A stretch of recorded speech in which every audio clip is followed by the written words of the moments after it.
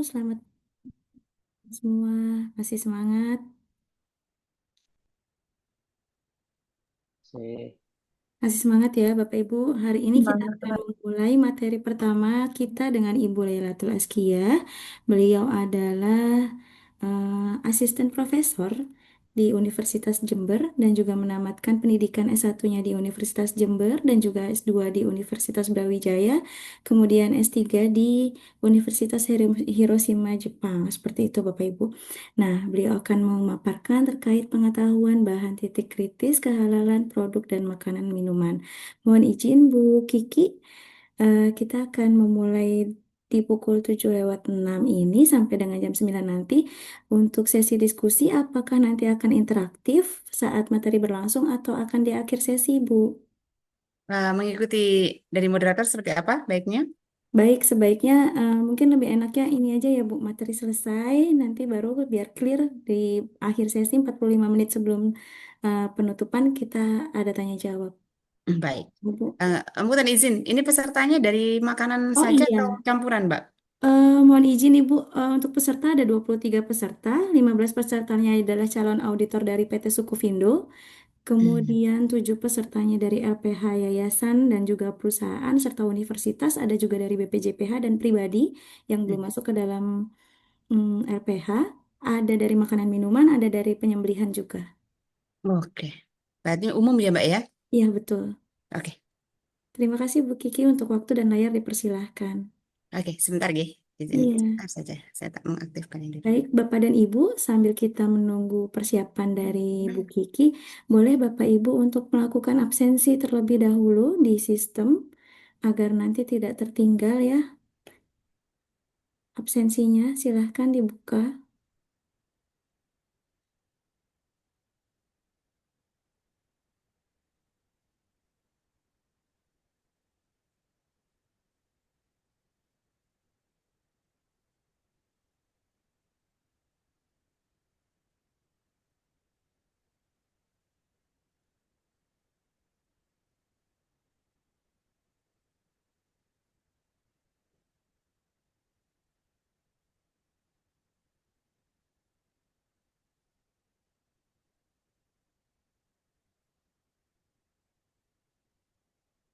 Oke, sebentar, Gih.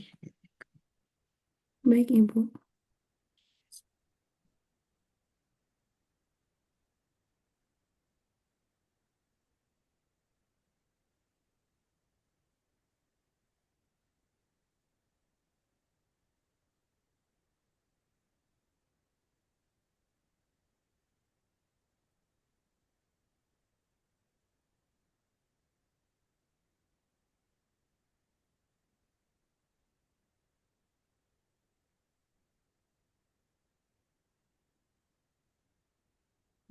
Sudah.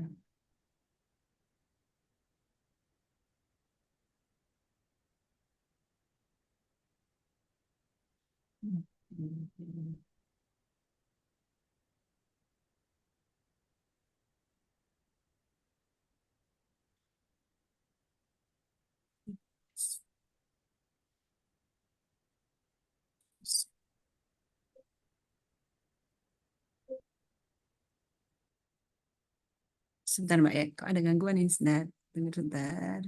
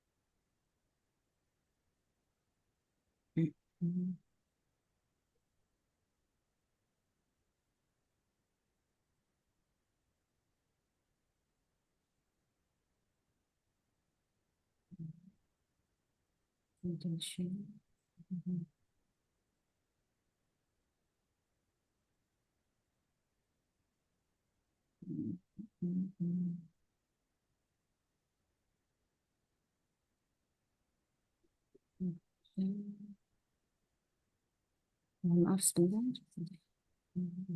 Baik, Bu Titis. Bu Kiki. Oke, sebentar.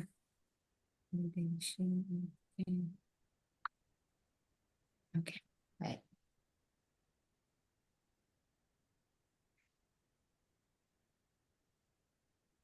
Zoom, saya share dulu. Share. Sampun terlihat ya? Ya, Bu, sudah. Oke, baik. Oke, baik. Assalamualaikum warahmatullahi wabarakatuh. Selamat pagi Bapak dan Ibu semuanya. Tadi sudah diperkenalkan deh oleh Bu Akpin ya. Jadi nama saya Datul Askia. Di sini saya akan memberikan materi terkait dengan pengetahuan bahan dan juga titik kritis kehalalan produk. Gitu, nggih. Mohon maaf judulnya belum saya update seperti itu. Nggih. Jadi untuk Bapak dan Ibu calon auditor, kita akan mempelajari nih bagaimanakah itu kriteria bahan. Jadi segi bahan, halal dan tidak halalnya suatu bahan. Oke. Baik, sebelum kita ke bahan gitu, nggih. Jadi kita akan mempelajari juga titik kritis kehalalan produk Bapak Ibu. Ya, jadi kalau kita mempelajari titik kritis dan kehalalan produk, salah satunya adalah bahan, gitu, nggih.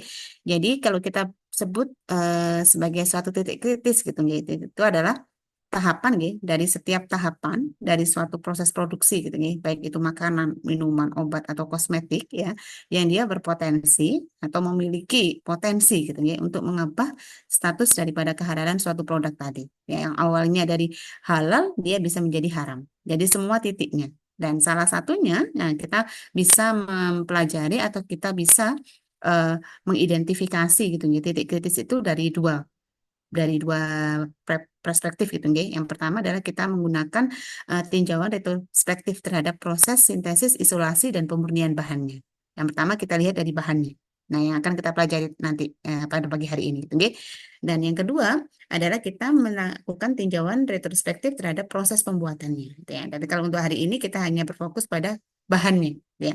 Bahan apa saja yang itu bersifat halal dan juga tidak halal dan bahan-bahan apakah yang kita identifikasikan sebagai bahan kritis ya. Jadi kembali ke titik kritis tadi. Jadi kalau misalnya di bahan berarti semua bahan yang dia berpotensi mengubah status kehalalan produk akhir ya.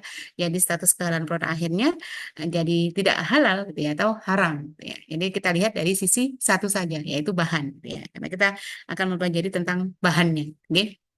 Oke, sebelum kita mengidentifikasi Bapak Ibu, nanti di bahan itu di peraturan regulasi kita gitu, nggih. Jadi kita memiliki eh, tingkat resiko, ya. Tingkat resiko itu kita bagi menjadi tiga, ya. Titik kritis sedang, titik kritis rendah, titik kritis tinggi, ya. Jadi kalau misalnya dari bahan, nanti kita punya beberapa bahan deh. Jadi kita akan pelajari sumber-sumber bahan gitu ya. Jadi untuk semua bahan hewani itu kita kategorikan sebagai titik kritis tinggi. Oke, kenapa? Karena di situ ada proses penyembelihan. Ya. Ayam yang awalnya halal bisa menjadi non halal ketika disembelih tidak sesuai dengan syariat. Oke, makanya kita kategorikan dia bahan dengan titik kritis tinggi. Kemudian ada bahan dengan titik kritis sedang, yaitu dia yang memiliki resiko menengah. Ya, jadi resiko menengah itu contohnya adalah bahan-bahan yang dia melalui proses pemrosesan. Ya, kalau yang titik kritis rendah itu adalah titik kritis yang dia beresiko sangat rendah ketika dia ditambahkan ke dalam bahan makanan. Ya, itu dalam berdasarkan titik kritisnya. Oke, kita akan langsung mempelajari terkait dengan bahan, ya. Jadi untuk bahan halal, ya. Apa sih itu bahan halal gitu, ya? Kita bagi bahan ini Bapak Ibu, kalau di dalam industri mungkin bermacam-macam ya, berbeda-beda pengertiannya, tapi secara umum kalau ini digunakan dalam setiap industri, ya. Mungkin namanya saja berbeda, ya. Bahan itu adalah semua unsur Bapak Ibu yang digunakan untuk membuat atau menghasilkan suatu produk. Oke, jadi dari jenisnya bahan ini kita kategorikan menjadi empat. Yang pertama adalah bahan baku, yang kedua adalah bahan olahan, yang ketiga adalah bahan tambahan, dan yang keempat adalah bahan penolong. Gitu ya. Jadi ada bahan baku, ada bahan olahan, ada bahan tambahan, ada bahan penolong. Gitu ya. Ini biasanya kita kategorikan keempat menjadi empat itu ketika kita di industri makanan dan minuman, Bapak Ibu. Jadi di industri makanan dan minuman kita biasanya mengkategorikan menjadi ada bahan baku, ada bahan tambahan, ada bahan penolong. Gitu. Jadi, ah, kalau kriterianya di dalam industri bahan baku itu adalah bahan ya, yang dia adalah penyusun utama, gitu ya, penyusun utama dari suatu produk. Nah, kalau di industri makanan biasanya dia adalah bahan yang proporsinya itu adalah paling besar, Bapak Ibu. Misalnya kita bilang roti, maka bahan bakunya adalah apa kira-kira? Tepung ya. Jadi kan tepung nggih betul. Tepung ini penyusun utamanya. Gitu nggih. Itu kalau di industri makanan. Kalau di industri obat-obatan berbeda lagi gitu nggih. Kalau di industri obat-obatan karena dia fungsinya bahan itu adalah eh, zatnya zatnya obatnya tadi, maka di sini obatnya. Ya, bukan berarti dia yang menyusun terbesar. Kenapa? Karena obat itu masih ada nanti bahan enkapsulasinya gitu, nggih. Jadi kalau di bahan baku untuk obat-obatan berbeda lagi. Dia adalah bahan aktif yang ditambahkan adalah bahan baku utamanya. Gitu, nggih. Tapi kalau di industri bahan makanan, maka dia adalah proporsi bahan yang dia sebagai bahan utama penyusun dan biasanya dia proporsinya paling besar. Gitu, nggih, kalau untuk di makanan dan minuman. Oke, jenis bahan yang kedua Bapak Ibu adalah bahan olahan. Nah, bahan olahan ini adalah bahan-bahan yang kemudian kita gunakan, tapi dia sudah melalui proses pengolahan. Ya, mungkin setengah jadi, mungkin sudah jadi gitu ya, tapi kita gunakan. Contohnya banyak di industri catering gitu ya, yang dia menggunakan sosis yang dia sudah jadi. Nah, itu termasuk dalam kategori bahan olahan. Ya, yang sudah diolah, kemudian dilakukan, kemudian digunakan untuk pelaku usaha untuk menghasilkan suatu produk. Gitu ya. Oke, itu bahan olahan. Kemudian ada bahan tambahan, Bapak Ibu. Nah, bahan tambahan ini biasanya ditambahkan nggih, pada suatu bahan. Nggih. Untuk apa? Untuk meningkatkan karakteristik yang dimiliki oleh bahan. Nggih. Contohnya apa? Contohnya adalah perasa. Nggih. Contohnya adalah pewarna. Contohnya adalah pemanis. Nggih. Nah, contohnya adalah apa lagi? Pengembang. Nah, itu termasuk salah satu bahan tambahan.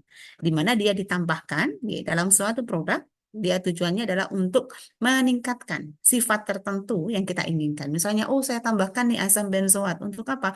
Untuk memperpanjang masa simpannya. Nah, oh saya tambahkan ini pewarna. Untuk apa? Untuk ini apa namanya supaya warnanya cantik. Nah, seperti itu. Jadi ada tujuan-tujuan tertentu yang kita gunakan, yang kita tujukan gitu, dengan penambahan bahan tadi. Oke.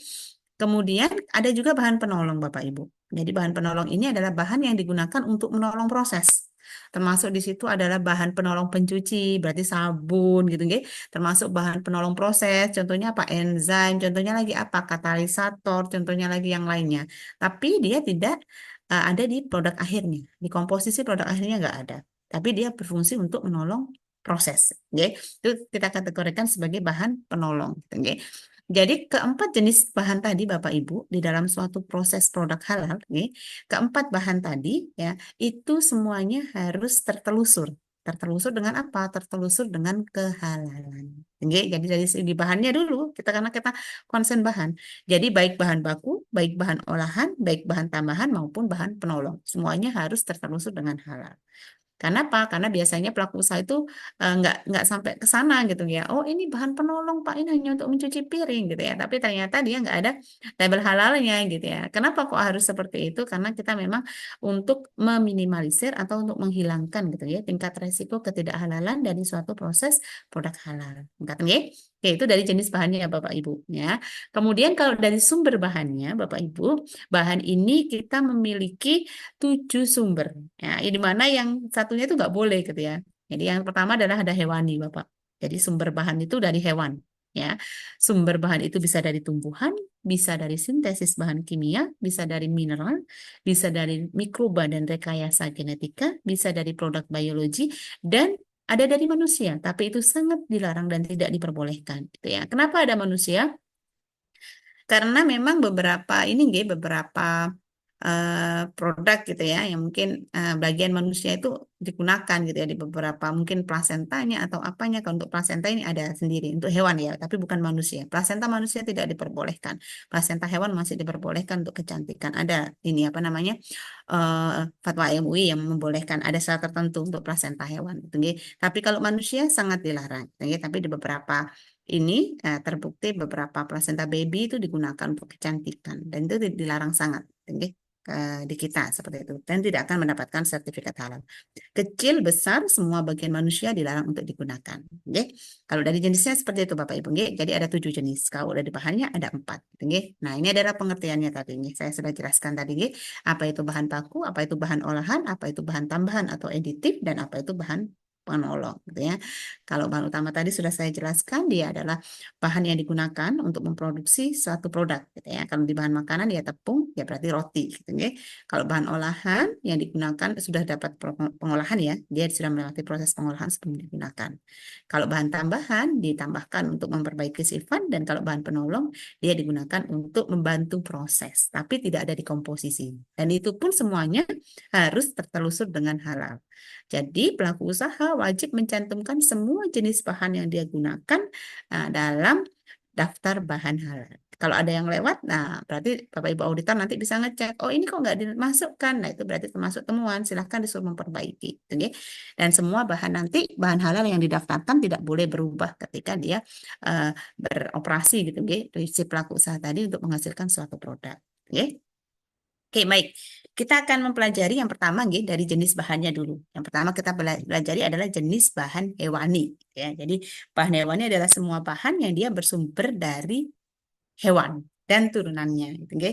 Jadi kalau misalnya kita berdasarkan titik kritis, titik kritis bahan hewani. Oh, bahan hewani itu apa saja sih, Bu? Bahan hewani adalah semua bahan, baik itu yang utama maupun turunannya yang dihasilkan dari produk hewani. Jadi menurut KMA, nah kalau Bapak Ibu nanti ke bahan, maka Bapak Ibu memiliki beberapa regulasi. Regulasi yang pertama adalah Bapak Ibu pasti akan ke Kepkaban nomor berapa? Nomor 20 gitu, tahun 2023 gitu gitu sebagai acuan nanti hewan gitu ya. Tadi titik kritis bahan hewani tadi. Nanti akan saya jelaskan regulasinya. Oke.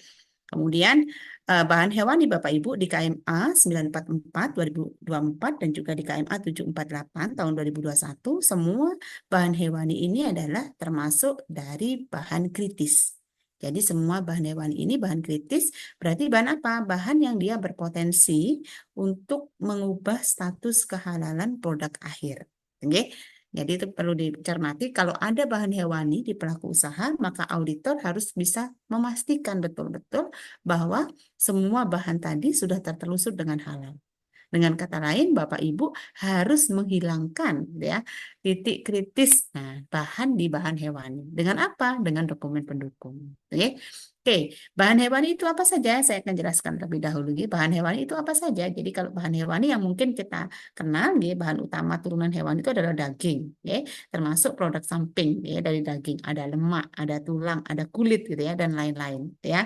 Kemudian ada juga ikan susu telur. Ya, ini dari bahan halal yang pastinya ya. Ikan susu telur, susunya juga dari bahan dari hewan halal, telurnya juga dari hewan halal pastinya. Oke.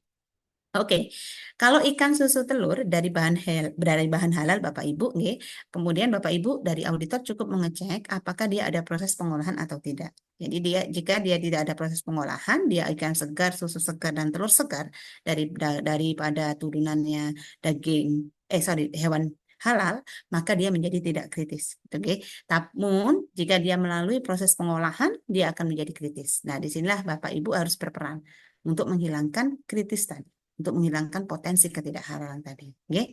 Untuk produk daging, ya daging itu termasuk lemak, tulang, kulit, dan yang lainnya. Nah, Bapak Ibu cek lagi halal atau enggak. Kalau dari bahan yang non halal, pastinya dia langsung haram, nggak bisa digunakan gitu ya. Kalau dia berasal dari hewan halal, maka dia bisa digunakan. Apakah sudah cukup di sini? Tidak, Bapak Ibu. Ya, jadi kita memang sudah ada regulasi, terutama Al-Quran, Jadi di Al-Quran itu sudah jelas sekali gitu, Maka harus ada pertanyaan selanjutnya. Apakah tadi disembelih sesuai dengan hukum Islam dan bersertifikat halal? Nah, semua bahan turunan hewani Bapak Ibu wajib memiliki sertifikat halal. Ya. Bisa nggak Bu ditampilkan dengan dokumen lainnya, misalnya MSDS atau pernyataan produsen? Tidak bisa Bapak Ibu.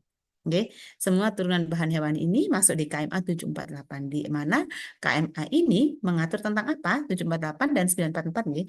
KMA ini mengatur bahwa semua bahan, semua produk gitu ya yang ada di KMA wajib memiliki sertifikat halal. Loh Bu, ini kan KMA-nya jualan cilok misalnya gitu. Cilok kan kecil ini nggak punya sertifikat halal. Ya berarti belum bisa disertifikasi halal. Karena ini regulasi, gitu, Regulasi harus kita ikuti. Oke? Jadi Bapak Ibu auditor harus memastikan, oh dia punya sertifikat halal enggak, gitu ya. Kalau dia punya sertifikat halal, oh it's okay, gitu ya. Kemudian kita tanya lagi, ada proses pengolahannya enggak, gitu ya. Kalau dari bahannya sudah oke nih punya SSH, pengolahannya gimana? Nah itu nanti Bapak auditor, Bapak dan Ibu auditor wajib mengecek untuk memastikan bahwa pengolahannya juga menjamin produk itu menjadi produk yang halal. Oke, itu untuk kritis bahan hewani. Oke. Oke, kita kembali ke bahan hewan tadi. Oke. Jadi pada dasarnya bahan hewan itu halal, Bapak Ibu, kecuali yang dilarang oleh hukum Islam. Jadi kalau kita bilang, oh Islam itu melarang-larang gini-gini, yang dilarang itu lebih sedikit, sangat sedikit, Bapak Ibu, dibandingkan dengan yang diperbolehkan. Gitu, nggih. Seperti dalam Quran surat Al-Baqarah, nggih, ayat 173, di situ Allah berfirman, sesungguhnya Allah hanya mengharamkan bagimu satu bangkai, dua darah, tiga, daging babi. Dan empat, hewan yang disembelih dengan menyebut nama selain Allah. Barang siapa terpaksa bukan karena menginginkannya dan tidak pula melampaui batas, maka tidak ada dosa baginya. Sesungguhnya Allah Maha Pengampun lagi Maha Penyayang. Oke, oke, kita kembali ke Quran Surat Al-Baqarah dulu. Jadi ada empat Bapak Ibu. Empat bahan hewani yang tidak diperbolehkan. Oke, bangkai. Ya, ya, ini bangkai, semua jenis bangkai, kecuali dua jenis bangkai yang diperbolehkan, yaitu bangkai ikan dan belalang. Oke, jadi sudah ada fatwa MUI-nya juga gitu nih dari hadis juga sudah ada. Jadi bangkai ini semuanya dilarang kecuali dua jenis bangkai, ikan dan belalang. Jadi kalau ikan lele nggak perlu disembelih Bapak Ibu, nggih. Dia bangkai juga tetap bisa kita konsumsi gitu nggih. Jadi kecuali bangkai ikan dan belalang tadi nggih.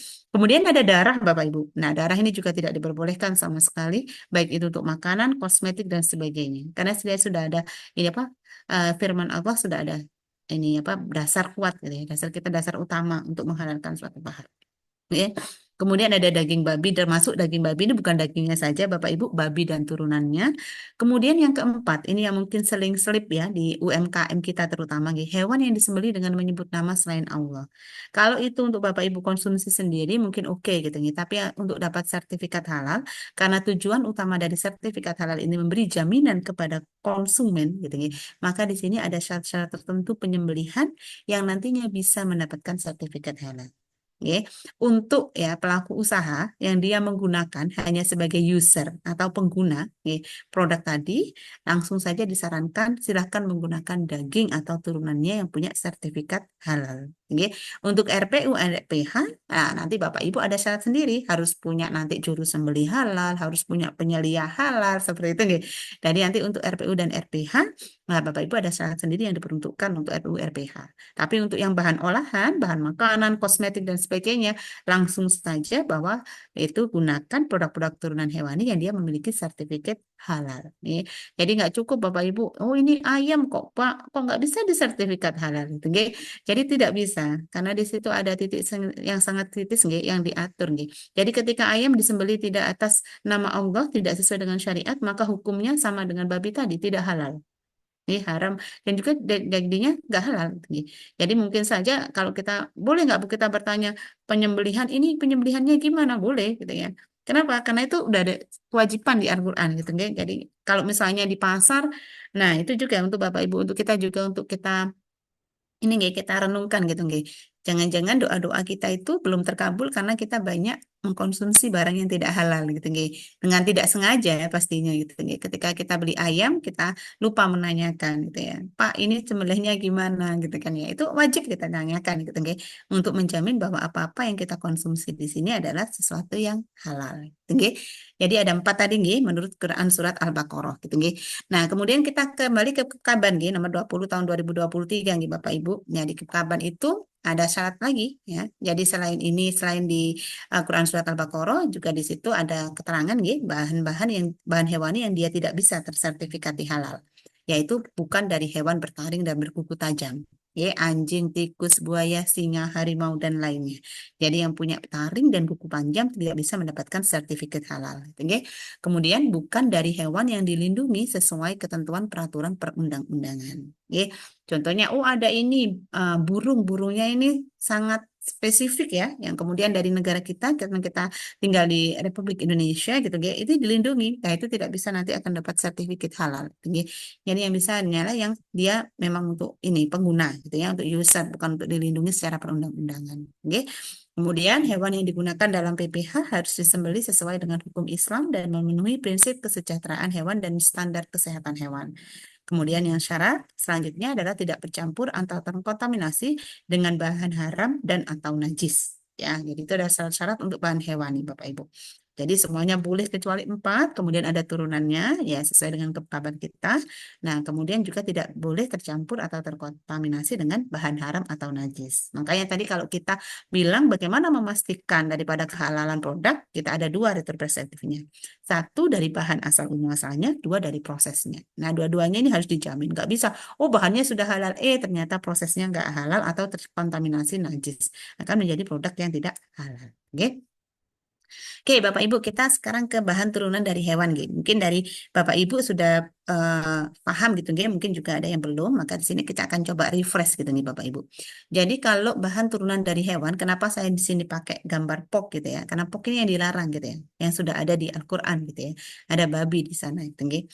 Oke, dari babi. Jadi turunan hewan itu macam-macam, Bapak Ibu, gitu. Di situ ada daging, ada kulit, ada tulang, ada bulu, ada jeroan, ada lemak babinya. Ya, jadi kalau untuk babi, ya. Kenapa kok kita babi? Karena memang yang paling urgent untuk zat itu, ya, itu babi yang bisa terdeteksi melalui DNA dan sebagainya. Untuk penyembelihan kita tidak bisa mendeteksi secara kimiawi, ya, karena secara ini, ya, apa kimia komponen gizi dan sebagainya, karena memang sama gitu, ya, prosesnya.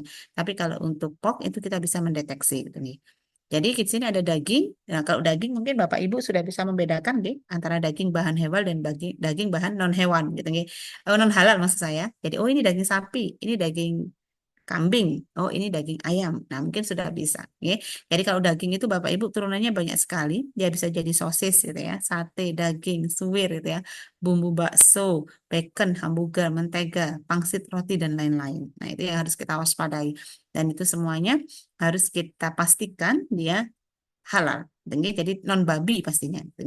Kemudian kalau kulit Bapak Ibu, jadi kalau kulit itu kalau di dunia ini ya, di dunia sekarang gitu ya, dunia komersil sekarang, kulit itu dia adalah komponen utama penghasil gelatin. Ya, kalau mungkin nih Bapak Ibu sempat mendengar ya di 2024 atau 2025 ya, ada 9 produk dari BPJPH halal itu nih, kemudian ternyata dicek kembali oleh BPOM, ternyata dia mengandung eh, senyawa gitu ya, babi gitu nih, opok gitu ya. Kemudian akhirnya BPJPH mengambil kebijakan untuk mencabut 9 senyawa tadi. Nah, itu adalah sebenarnya kita harus melihat juga kepatuhan nanti auditor tuh kepatuhan dari pelaku usaha. Kadang-kala ketika diaudit bagus gitu ya, tapi secara dapat SH, nah mereka itu kadang-kala agak kendor gitu ya. Agak kendor itu ya mereka nggak ngecek lagi gitu ya, nggak concern lagi ke sana. Makanya kebijakan halal itu penting gitu ya. Jadi kulit ini Bapak Ibu dia adalah penghasil utama gelatin gitu ya. Kenapa kok gelatin ini kemudian banyak yang menggunakan dan kemudian banyak yang dia nggak halal gitu ya. Yang pertama gelatin ini fungsinya banyak Bapak Ibu. Ya ada itu di dunia kosmetik, di dunia makanan itu sangat berfungsi banyak gitu ya. Untuk apa? Untuk macam-macam emulsifier, kemudian kayak kemudian dia gelling agent gitu ya. Macam-macam dia fungsinya sangat banyak. Nah, terutama kalau di dunia makanan itu biasanya kita ke soft candy ya, misalnya yang kenyal banget marshmallow dan sebagainya itu perlu di titik kritis banget gitu ya. Kenapa? Karena dia pasti menggunakan gelatin. Nggak mungkin dia menggunakan selain gelatin. Kenapa? Karena dia lunak. Jadi sangat kenyal gitu ya. Dia pengenyalnya sangat lembut. Biasanya itu pasti dia menggunakan gelatin. Nah, kemudian karena kebutuhannya sangat besar, baik itu di kosmetik dan sebagainya digunakan gelatin, maka gelatin ini kebanyakan diturunkan dari produk samping RPH, rumah potong hewan. Dan secara global, produksi yang paling banyak hewan di dunia itu adalah babi. Kenapa? Babi itu satu produksinya banyak, kemudian apa namanya?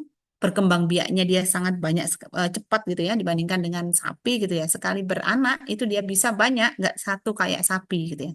Akhirnya di dunia global itu untuk ternak babi itu sangat banyak sehingga turunan dari babi itu banyak. Akhirnya yang murah gelatinnya ya gelatin dari POK. Nah, itu yang perlu diwaspadai gitu ya. Karena memang gelatin ini turunannya pasti turunan hewani. Oke. Nah, kulit ini juga nanti mengusulkan kerupuk gitu ya. Kerupuk, kemudian bisa kerupuk ramba, kemudian cecek, gudeg, dan juga kolagen. Nah, biasanya kolagen itu dia diturunkan juga dari kulit hewani ya. Nah, kolagen itu biasanya digunakan untuk kosmetik dan juga kulit ini juga digunakan untuk selongsong sosis. Nah, itu yang banyak sekali penggunaannya. Oke, itu turunan dari kulit Bapak Ibu. Nah, kemudian turunan dari tulang. Nah, tulang ini juga sebagai sumber utama kolagen. Ya, fungsinya banyak tadi ya, penstabil, pengemulsi, jelly gitu ya. Digunakan untuk marshmallow, permen dan sebagainya. Tulang-tulang hewan itu Bapak Ibu juga digunakan sebagai karbon aktif. Jadi nanti kalau misalnya Bapak Ibu auditor ini mengaudit nih, mengaudit apa? Mengaudit ini pengolahan air minum. Nah, itu dicek dulu filternya gitu ya. Kenapa? Kalau dia menggunakan Ponchat, ya, Ponchat itu berarti dia filter yang berbahan tulang. Nah, itu harus dipastikan tulangnya dulu Bapak Ibu ya. Tulangnya ini halal tak gitu ya. Kalau tulangnya dari hewan yang non halal itu akan menjadi tidak halal. Oke. Kemudian ada kalsium. Nah, kalsium ini untuk susu gitu ya, pasta gigi dan lainnya itu juga diturunkan dari tulang hewan. Oke. Kemudian turunan selanjutnya adalah bulu. Bulu ini bisa dalam bentuk sikat atau enzim cysteinia atau sikat gigi atau jaket bulu. Jeroan Bapak Ibu itu biasanya digunakan untuk produksi enzim ya atau hormon. Untuk pankreas itu biasanya dia pankreas hewan itu dia biasanya untuk produksi insulin, hormon insulin untuk ini dia apa namanya? Mengontrol kadar gula darah. Kemudian ada enzim rennet biasanya digunakan untuk apa? Untuk produksi daripada keju. Kemudian ada paru-paru, biasanya digunakan untuk makanan. Empedu biasanya untuk taurin. Kemudian usus biasanya digunakan untuk selongsong sosis. Ya, ya, kemudian semuanya ini akhirnya menjadi tidak halal lagi gitu ya. Nah, kemudian ada yang terakhir ini lemaknya gitu ya. Kalau babi, ya lemak babi ini biasanya digunakan untuk macam-macam, terutama biasanya digunakan untuk flavoring agent. Ya, flavoring agent itu berarti agen untuk flavor. Ya, misalnya kemarin ada case gitu ya di Solo ada ayam ayam crispy lah, ayam goreng gitu lah ya intinya ayam goreng. Dia ada label halal tapi bukan dari SH ya, bukan dari BPJPH, dia tempel halal. Ternyata kriuknya, ya, ayamnya mungkin halal, kriuknya ini dia nambahkan lah itu namanya ester asam lemak daripada pork tadi. Nah, untuk apa? Katanya biar crunchy gitu ya, biar biar rasanya enak gitu ya. Biasa ditambahkan itu. Tapi dia konsumennya adalah konsumen muslim. Nah, itu yang tidak diperbolehkan. Ya, akhirnya menjadi sesuatu yang tidak halal lagi gitu ya. Arigato nih. Thank you. Oke, saya lanjut nih. Eh, ini apa namanya? Lemak babi tadi nih. Jadi di situ ada mentega, ada pangsit, ada sosis juga biasanya digunakan nggih. Untuk kosmetik juga banyak digunakan gitu nggih. Terutama untuk perasa nggih. Nah, untuk bahan turunan dari hewan nah itu ini adalah asal muasal nggih. Kenapa kok hewan itu masuk ke KMA 748944? Kenapa kok sangat urgent banget sih hewan itu? Kenapa? Oh, yang penting ayam gitu ya. Karena hewan ini tidak hanya sebatas daging, Bapak Ibu nih. Semua turunannya, jadi mulai dari tulang dan sebagainya, itu ternyata sudah digunakan untuk industri, baik itu makanan, kosmetik maupun yang lainnya. Gitu ya. Jadi sampai keturunan-turunannya itu digunakan. Nah, kita untuk memastikan bahwa turunannya tadi juga halal, makanya semua turunannya dia masuk ke KMA 748944. Nah, itu untuk memberikan jaminan bahwa ini memang halal, memang clear halal. Oke. Oke, kita kembali ke unsur utama, ya. Ini adalah yang menjadi ini ya, kebutuhan tentang pangan global dan juga bahan global gitu ya untuk kosmetik maupun yang lainnya gitu ya. Jadi gelatin yang pertama. Apa sih itu gelatin, Bu? Jadi gelatin adalah senyawa protein ya yang boleh berasal dari tulang atau kulit hewan gitu ya, yang berasal dia dari kolagen juga gitu ya. Proteinnya berasal dari kolagen yang kemudian diekstrak dari jaringan ikat hewan, baik itu sapi, babi dan ayam.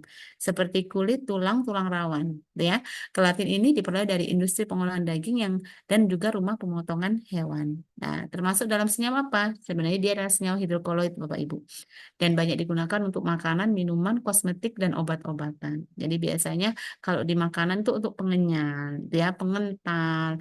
Nah, kemudian kalau di obat-obatan biasanya digunakan untuk stabilizer, ya. Jadi untuk stabilizernya penstabil, kemudian untuk kapsulnya, pembuatan kapsulnya dia biasanya pakai gelatin di sana, karena memang fungsinya bagus gitu ya dia, jadi bisa kenyal dan sebagainya gitu ya.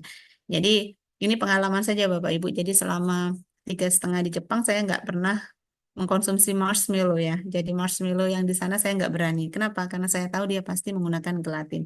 Dan untuk di negara non-Muslim, saya yakin tidak ada ini ya, tidak ada kontrol yang kuat seperti kita di negara Muslim terhadap penggunaan gelatin tadi. Gitu ya. Itu sangat. Jadi untuk yang permen lunak kalau di dunia makanan itu sangat sangat kritis gitu ya. Biasanya karena dia memang kalau nggak pakai lunak, nggak pakai gelatin, itu biasanya memang dia nggak bisa smooth gitu ya, nggak bisa smooth seperti yang marshmallow pada umumnya. Oke. Ini adalah gelatin yang unsur pertama. Nah, kemudian kalau Bapak Ibu lagi di pengolahan, ini terutama di produk pengolahan susu, ya. Jadi susu Bapak Ibu. Kalau susu segar tanpa pengolahan dari hewan yang halal, dia halal Bapak Ibu, nggak kritis nih susu segar itu. Tapi kalau dia sudah melalui proses pengolahan atau melalui proses penambahan bahan lain, dia menjadi sesuatu yang kritis. Ya, tanya saja, oh ini susu segar benar nggak? Benar, Pak. Nah, itu menjadi tidak kritis. Tapi kalau susu segar tadi sudah ditambahkan zat-zat tertentu, kemudian sudah diproses, nah itu menjadi sesuatu yang kritis, gitu ya. Jadi salah satu proses pengolahan susu Bapak Ibu itu adalah dalam pembuatan keju, gitu ya. Keju ini biasanya dia diproses gitu ya. Dia biasanya bisa menggunakan chemical atau penambahan asam, dia juga bisa digunakan untuk yang enzim ya secara tradisional. Biasanya dia menggunakan apa? Biasanya keju-keju yang bagus itu biasanya dia menggunakan rennet. Nah, rennet ini diperoleh dari mana? Diperoleh dari lambung anak sapi, domba, kambing atau babi. Itu biasanya keju berkualitas tinggi. Biasanya kita menggunakan enzim.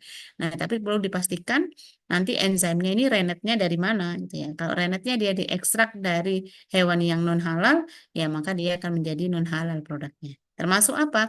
Karena turunannya nanti keju itu dalam pembuatannya dia akan menghasilkan keju dan whey protein ya. Kejunya kita ambil, whey proteinnya biasanya diolah lagi oleh industri Bapak Ibu untuk menghasilkan apa? Untuk menghasilkan mineral, protein, laktosa, kasein dan kasein. Tadi turunannya masih banyak. Jadi kalau di awal Renet sudah nggak halal, maka turunan semuanya juga akan menjadi tidak halal. Oke? Nah, kalau renetnya nggak dari hewani bisa Bu, bisa. Biasanya dia menggunakan jenis-jenis protease yang lain. Ya, biasanya dia dari pepaya, kita kenal dengan enzim papain.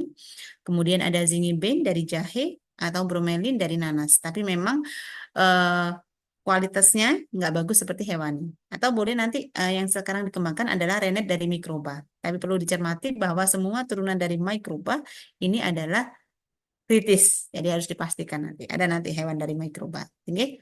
Oke, kemudian untuk pengolahan telur dan ikan nanti kalau yang segar tidak ada tambahan itu tidak kritis Bapak Ibu. Namun kalau dia sudah mengolah, nah, maka di situ ada penambahan dan yang lainnya, misalnya dia buat apa namanya putih telur, ya buat protein putih telur, dia buat bubuk ebi. Nah itu kita perlu pastikan dari segi auditornya, ya, pastikan bahwa semua bahan dan prosesnya dia tertelusur dengan halal. Oke. Oke, itu untuk bahan makanan, G. Nah, kemudian untuk yang obat gimana, Bu? Nah, ini untuk kosmetika pada kosmetik kolagen, G, pada kosmetik dan obat-obatan. Jadi sama dengan gelatin, Bapak Ibu. Jadi kolagen itu juga dia diturunkan dari tulang, G, dari tulang dan kulit, G. Terutama nanti eh, dia tuh fungsinya apa? Kalau di kosmetika beda sama dengan pangan. Jadi kalau pangan tadi gelatin itu untuk tekstur, penstabilan dan sebagainya. Kalau kosmetik, kolagen ini sekarang banyak dimanfaatkan untuk anti-aging, Bapak Ibu ya ada kolagen boosting butuh care gitu ya dari Wardah dan sebagainya gitu semuanya kan oh ini anti aging ini anti kepenuaan dini gitu ya jadi kan sekarang kan kosmetik ini kan sangat ini gitu sangat sangat berkembang gitu ya jadi semuanya sudah concern ke skincare lah intinya ya skincare ini sangat sangat ini sehingga untuk kosmetik ini memang kolagen ini sebagai ini Gi, yang paling komersial Gi. Kenapa? Fungsinya adalah untuk anti-aging, kemudian menjaga elastisitas dan kekencangan kulit, dan juga untuk mendukung kesehatan jaringan, ikat seperti tulang, sendi, dan tendonnya. Oke. Jadi dia diekstrak dari bagian kulit, tulang, dan plasenta hewan. Nah, untuk plasenta hewan nanti ada sendiri ininya apa namanya? eh, Fatwa dari MUI yang membolehkannya gitu nggih. Tapi ini adalah fatwa MUI nggih, nomornya berapa? Nomor 30 tahun 2011. Penggunaan plasenta hewan halal untuk bahan kosmetik dan obat luar ya. Jadi diperbolehkan Bapak Ibu penggunaan kolagen dari plasenta hewan, bukan plasenta manusia pastinya. Itu diperbolehkan, tapi ada syarat tertentu di situ nggih. Sumber kolagen harus dipastikan dari hewan halal yang disembelih secara syar'i. Nah, itu adalah syaratnya, ya. Plasenta dari hewan yang haram seperti babi tidak dibolehkan, apalagi dengan plasenta manusia. Namun di luar negeri, plasenta manusia dan babi masih bisa digunakan sebagai bahan kosmetik. Nah, itu yang kita perlukan. Ya, makanya kenapa sih kok kosmetik itu perlu gitu ya di sertifikasi halal? Kan dia hanya untuk luar penggunaan. Nah, cek dulu gitu ya. Kenapa? Karena memang dia harus kita pastikan seluruh bahannya itu adalah bahan yang halal gitu ya. Terutama yang kolagen ini. Ya, salah satu turunan daripada hewani gitu ya. Banyak produknya Bapak Ibu. Mau produk yang impor yang belum ber-SH itu pasti keunggulannya ya oh mengandung kolagen gitu ya. Semuanya mengandung kolagen. Nah, kolagen ini turunan hewani. Makanya kita nanti sebagai pelaku usaha ini ya apa namanya kayaknya polisi gitu ya bukan polisi sih yang nanti menjamin kehalalan daripada kosmetika ini harus paham nih komponen apa nanti yang menjadi komponen urgen dari bahan kosmetika. Ini salah satunya adalah kolagen dari turunan hewani. Oke. Oke, kemudian kita ke tadi bahannya sudah nih Bapak Ibu. Oh bahannya sudah dari turunan hewani Bu, semuanya sudah kita hilangkan. Kita dari turunan bukan dari barang bahan yang haram, kita dari bahan yang halal. Oke, yang pastinya kita harus memenuhi syarat penyembelihan hewan Bapak Ibu. Oke, jadi dalam Quran surat Al-Maidah ya ayat 3 di situ artinya diharamkan bagimu memakan bangkai darah daging babi daging yang disembelih atas nama selain Allah, daging yang dicekik, dipukul, dijatuhkan dari ketinggian, ditanduk dan diterkam binatang buas kecuali yang kamu mampu sembelih dan diharamkan pula daging yang disembelih untuk berhala. Dan diharamkan pula mengundi dengan anak panah yang demikian itu adalah suatu dosa. Jadi seperti itu. Jadi di sini ada syarat yaitu disembelih atas nama Allah. Kalau yang nggak selain Allah nggak boleh. Ya, itu adalah suatu dosa dan hukumnya adalah haram ya. Jadi untuk ada teman saya gitu ya dulu waktu saya masih kecil itu saya aneh gitu ya melihat tetangga saya kenapa nggak beli ayam yang sudah dipotong aja kenapa harus bawa ayam yang hidup kemudian dia sembelih itu adalah unsur kehati-hatian seperti itu nggih. Tapi kalau bapak dan ibu tidak mampu sembelih kita sebagai konsumen kita wajib cus yang dia punya sertifikat halal yang punya jaminan. Kalau tidak ada pun di pasar tidak bisa dijumpai, maka mohon minimal untuk penggunaan pribadi nih ya Bapak Ibu. Bapak Ibu bisa bertanya bagaimana cara sembelihnya tadi. Seperti itu ya. Wajib kita bertanya ya, karena sudah ada di Al-Qur'an ya. Kemudian kalau Bapak Ibu nanti sebagai auditor, semua pelaku usaha wajib memiliki sertifikat halal. Berarti silakan ganti ganti apa? Ganti ini apa namanya? Ganti produsennya ya ganti suppliernya yang dia sudah punya sertifikat halal. Nah, ini juga bagus juga sebagai apa dalam rangka untuk meningkatkan gitu ya ekosistem halal di Indonesia. Akhirnya kan semuanya halal gitu yang dijamin. Oke. Kemudian apa sih itu penyembelihan gitu ya Bapak Ibu? Jadi penyembelihan ini adalah proses membunuh hewan yang halal. Ya, kalau penyembelihan anjing tidak ada Bapak Ibu. Ya, penyembelihan halal itu adalah untuk membunuh hewan yang halal untuk dimakan atau untuk dikonsumsi untuk digunakan dengan cara memotong tiga saluran. Satu saluran pencernaan, dua saluran pernafasan, dan yang ketiga ada dua saluran pembuluh darah, yaitu di sekitar tenggorokan sesuai dengan ketentuan yang ditentukan dalam syariat Islam. Jadi tiga-tiganya harus putus Bapak Ibu. Kalau nggak putus, dia menjadi hewan yang tidak halal. Nah, itu sulitnya. Oleh karena itu, di situ butuh apa? Butuh kontrol. Nah, oleh karena itu BPJPH memberikan persyaratan harus punya juru sembelih halal yang dia sudah dilatih, disertifikasi, dipastikan bahwa memotongnya adalah tiga saluran tadi, gitu ya. Karena nggak potong satu saja Ibu itu nanti akan menjadi bahan yang tidak halal, ya, yang nggak bisa disertifikasi, ya. Dan kalau secara hukum syariahnya, maka kalau kita mengkonsumsi hewan yang tidak disembelih atau tidak disembelih dengan nama Allah dan tidak sesuai dengan syariat tadi, itu akan menjadi bahan yang tidak halal. Satu kali konsumsi 40 hari doa tidak diterima Bapak Ibu. Nah, itu sebagai acuan kita ya yang pingin doanya diterima gitu ya. Ya kita tata dulu dari bahan yang kita makan ya. Oke, kabar nomor 20 tahun 2023 Bapak Ibu. Nanti Bapak Ibu baca ya di ini di kriteria bahan gitu ya. Hewan yang tidak dibolehkan ada babi, manusia, hewan bertaring dan berkuku tajam, dan juga hewan yang dilindungi sesuai dengan peraturan perundang-undangan. Jadi untuk hewan-hewan langka yang dia sebenarnya misalnya tidak diperbolehkan tapi dia perundang-undangan tidak diizinkan, maka dia tidak boleh mendapatkan sertifikat halal dan tidak akan mendapatkan di sana. Oke. Oke. Ini adalah gambaran ya Bapak Ibu, gambaran sederhana bagaimana tiga saluran tadi di penyembelihan itu dia terpotong gitu nggih. Yang pertama adalah nah, pastikan ini nggih, hewan yang disembelih harus hidup dan halal untuk dikonsumsi, ya, seperti ayam, sapi dan kambing.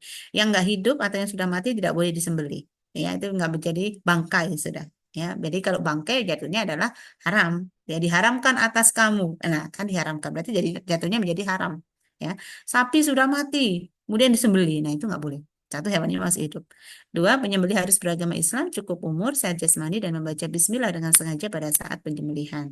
Alat yang digunakan harus tajam, terbuat dari logam, dan bukan dari tulang kuku atau gigi, gitu ya. Penyembelihan tadi harus dilakukan dengan cara memotong tiga saluran, Bapak Ibu. Yang pertama adalah saluran makanan, atau kita sebut dengan mar'i atau esofagus. Di sini adalah saluran makanan, Bapak Ibu. Sebentar. Menurutnya nggak bisa. Oh, bisa. Nah, ya. Oke, di sini adalah saluran makanan Bapak Ibu, esofagus. Nah, ini harus terpotong ya, yang ini. Kemudian saluran yang kedua adalah saluran pernafasan atau hulkum atau kita sebut dengan trakea. Nah, ini adalah trakeanya. Nah, trakea ini juga harus terpotong di sini. Kemudian yang ketiga adalah saluran pembuluh darah, baik itu arteri dan vena. Berarti arterinya yang di sini harus terpotong, venanya juga harus terpotong. Makanya memotong hewan itu Bapak Ibu harus yang ahlinya. Ya, kita sebut di dalam prinsip halal itu adalah ada juru sembelih halal. Ya, jadi RPH, RPU wajib punya juru sembelih halal. Ya, jadi yang dia sudah melalui proses pelatihan dan dia sudah ahli gitu ya memotong hewan untuk memastikan bahwa syarat-syarat daripada kehalalan hewan potong atau penyembelihan tadi terlampaui. Oke? Oke, itu untuk syaratnya, oke. Oke, ini mungkin nanti di Badan Standar Nasional, ya, itu standarisasi nasional itu juga sudah mengatur bagaimana sih sebenarnya penyembelihan halal, gitu, nggih. Jadi nggak sembarangan Bapak Ibu. Jadi mulai dari kedatangan unggas, kemudian diperiksa dulu antemortemnya, kemudian ini penanganan sesaat sebelum penyembelihan, antemortem itu ya termasuk dia masih hidup dan sebagainya, nggih. Kemudian disembelih, habis disembelih gimana? Harus dikeluarkan darahnya, gitu ya. Kalau darah kan nggak boleh haram, gitu ya harus direndam, kemudian dicabut bulunya boleh, kalau jeroannya, kemudian jeroannya dicuci, postmortemnya ini. Dan RPH RPU yang memiliki sertifikat halal pasti sudah memenuhi ini apa namanya SOP yang dimiliki oleh Badan Standarisasi Nasional ini. Oke, ini tidak untuk mempersulit pelaku usaha, nggih, Bapak Ibu, tapi ini lebih ke kita menjamin konsumen itu benar-benar mengkonsumsi bahan yang halal. Kadang-kala kan UMK itu kan sering, lu kan mahal gitu kan. Oke. Sebenarnya enggak mahal juga sih Bapak Ibu. Jadi sama saja nanti. Yang penting RPU RPH-nya sudah bergerak untuk ke standar halalnya. Oke. Oke. Jadi kalau misalnya Bapak Ibu kita sebagai auditor nggak cukup, oh ini nggak ada babinya, nggak ada unsur poknya, itu sudah masih tidak cukup nih. Kenapa? Karena sertifikat halal itu menjamin dia tidak hanya halal tapi thayyib, halal dan baik. Ya, jadi sertifikat halal Indonesia itu wajib dimiliki. Kenapa? Karena dia tidak hanya menjamin kehalalan, tapi dia juga menjamin kebaik-baik. Ya, suatu produk yang baik, gitu ya, halal dan thayyib tadi. Nah, maka kita wajib untuk semua pelaku usaha ini memiliki sertifikat halal. Oke? Oke, oke, kita ke dokumen pendukung Bapak Ibu. Jadi untuk bahan-bahan yang berbasis hewani Bapak Ibu, oke, karena semua bahan-bahan yang berbasis hewani ini Bapak Ibu masuk di Keputusan Menteri Agama atau KMA kita menyebutnya, ya. KMA nomor 748 tahun 2021 dan juga KMA 944 tahun 2024, maka semua produk turunan hewani wajib memiliki sertifikat halal. Ya. Semua produk dan semua turunannya. Ya. Jadi kalau sosis pasti wajib punya SH. Ya, sosisnya pakai daging, Bu. Dagingnya pasti harus punya SH. Sosisnya nggak akan pernah dapat sertifikat halal ketika produknya belum memiliki sertifikat, ketika bahan bakunya nggak memiliki sertifikat halal. Oke. Jadi untuk bahan-bahan hewani tidak bisa nego, Bapak Ibu. Jadi yang Bapak Ibu auditor cek yang pertama dokumen pendukungnya adalah wajib sertifikat halal. Kalau nggak punya langsung suruh revisi, nggak bisa digantikan yang lain. Nah, nanti boleh ditambahkan dengan dokumen lainnya. Misalnya adalah ada analisis laboratorium, kemudian dokumen misalnya ditambahkan nomor lotnya, tanggal penyembelihannya, kemudian ada apa namanya SSCS dan sebagainya, MSDS dan sebagainya itu boleh. Tapi syarat untuk sertifikat halalnya wajib ada. Oke, karena dia masuk di bahan kritis. Oke. Ini contoh sertifikat halal yang ada ya, yang sudah ada gitu, nggih. Oke, kita ke bahan yang kedua Bapak Ibu, nggih. Jadi bahan yang pertama tadi mungkin sudah jelas nggih. Nanti mungkin bisa ditanyakan atau boleh masuk chat dulu nggih, chat. Nanti kita akan diskusi setelahnya gitu nggih. Nanti supaya deal clear semua gitu begitu nggih. Kemudian silakan disimpan pertanyaannya dalam chat.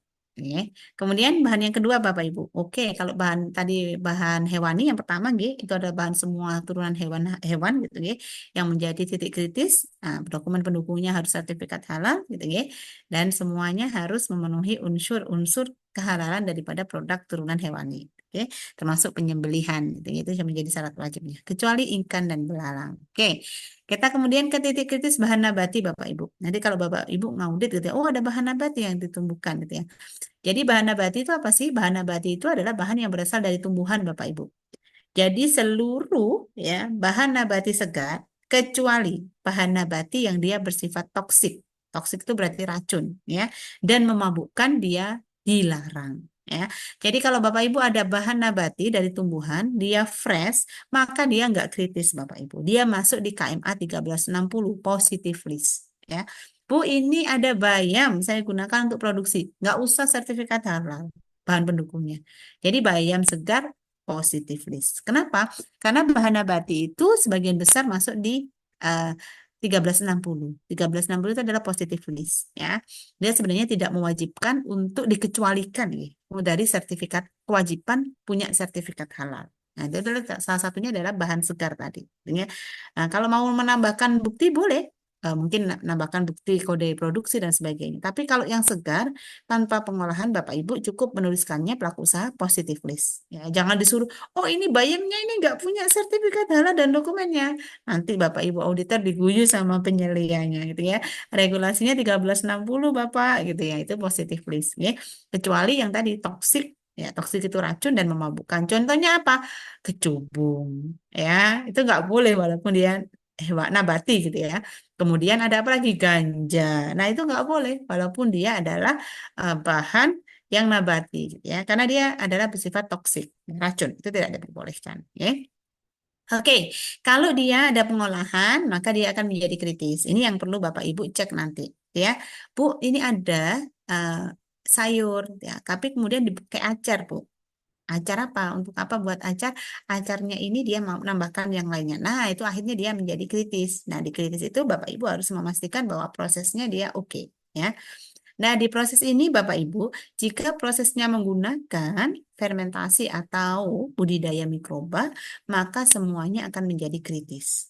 Oke, semua produk yang menggunakan budidaya mikroba, ya mikroba itu berarti ada fermentasi di dalamnya, dia akan menjadi kritis. Gitu ya, kalau nggak pakai itu, misalnya hanya dipotong-potong saja, Bu. Nah, itu nanti akan menjadi ada tambahannya. Apakah ditambahkan dengan bahan lain? Kalau ditambahkan dengan bahan lain, maka dia akan menjadi kritis ya.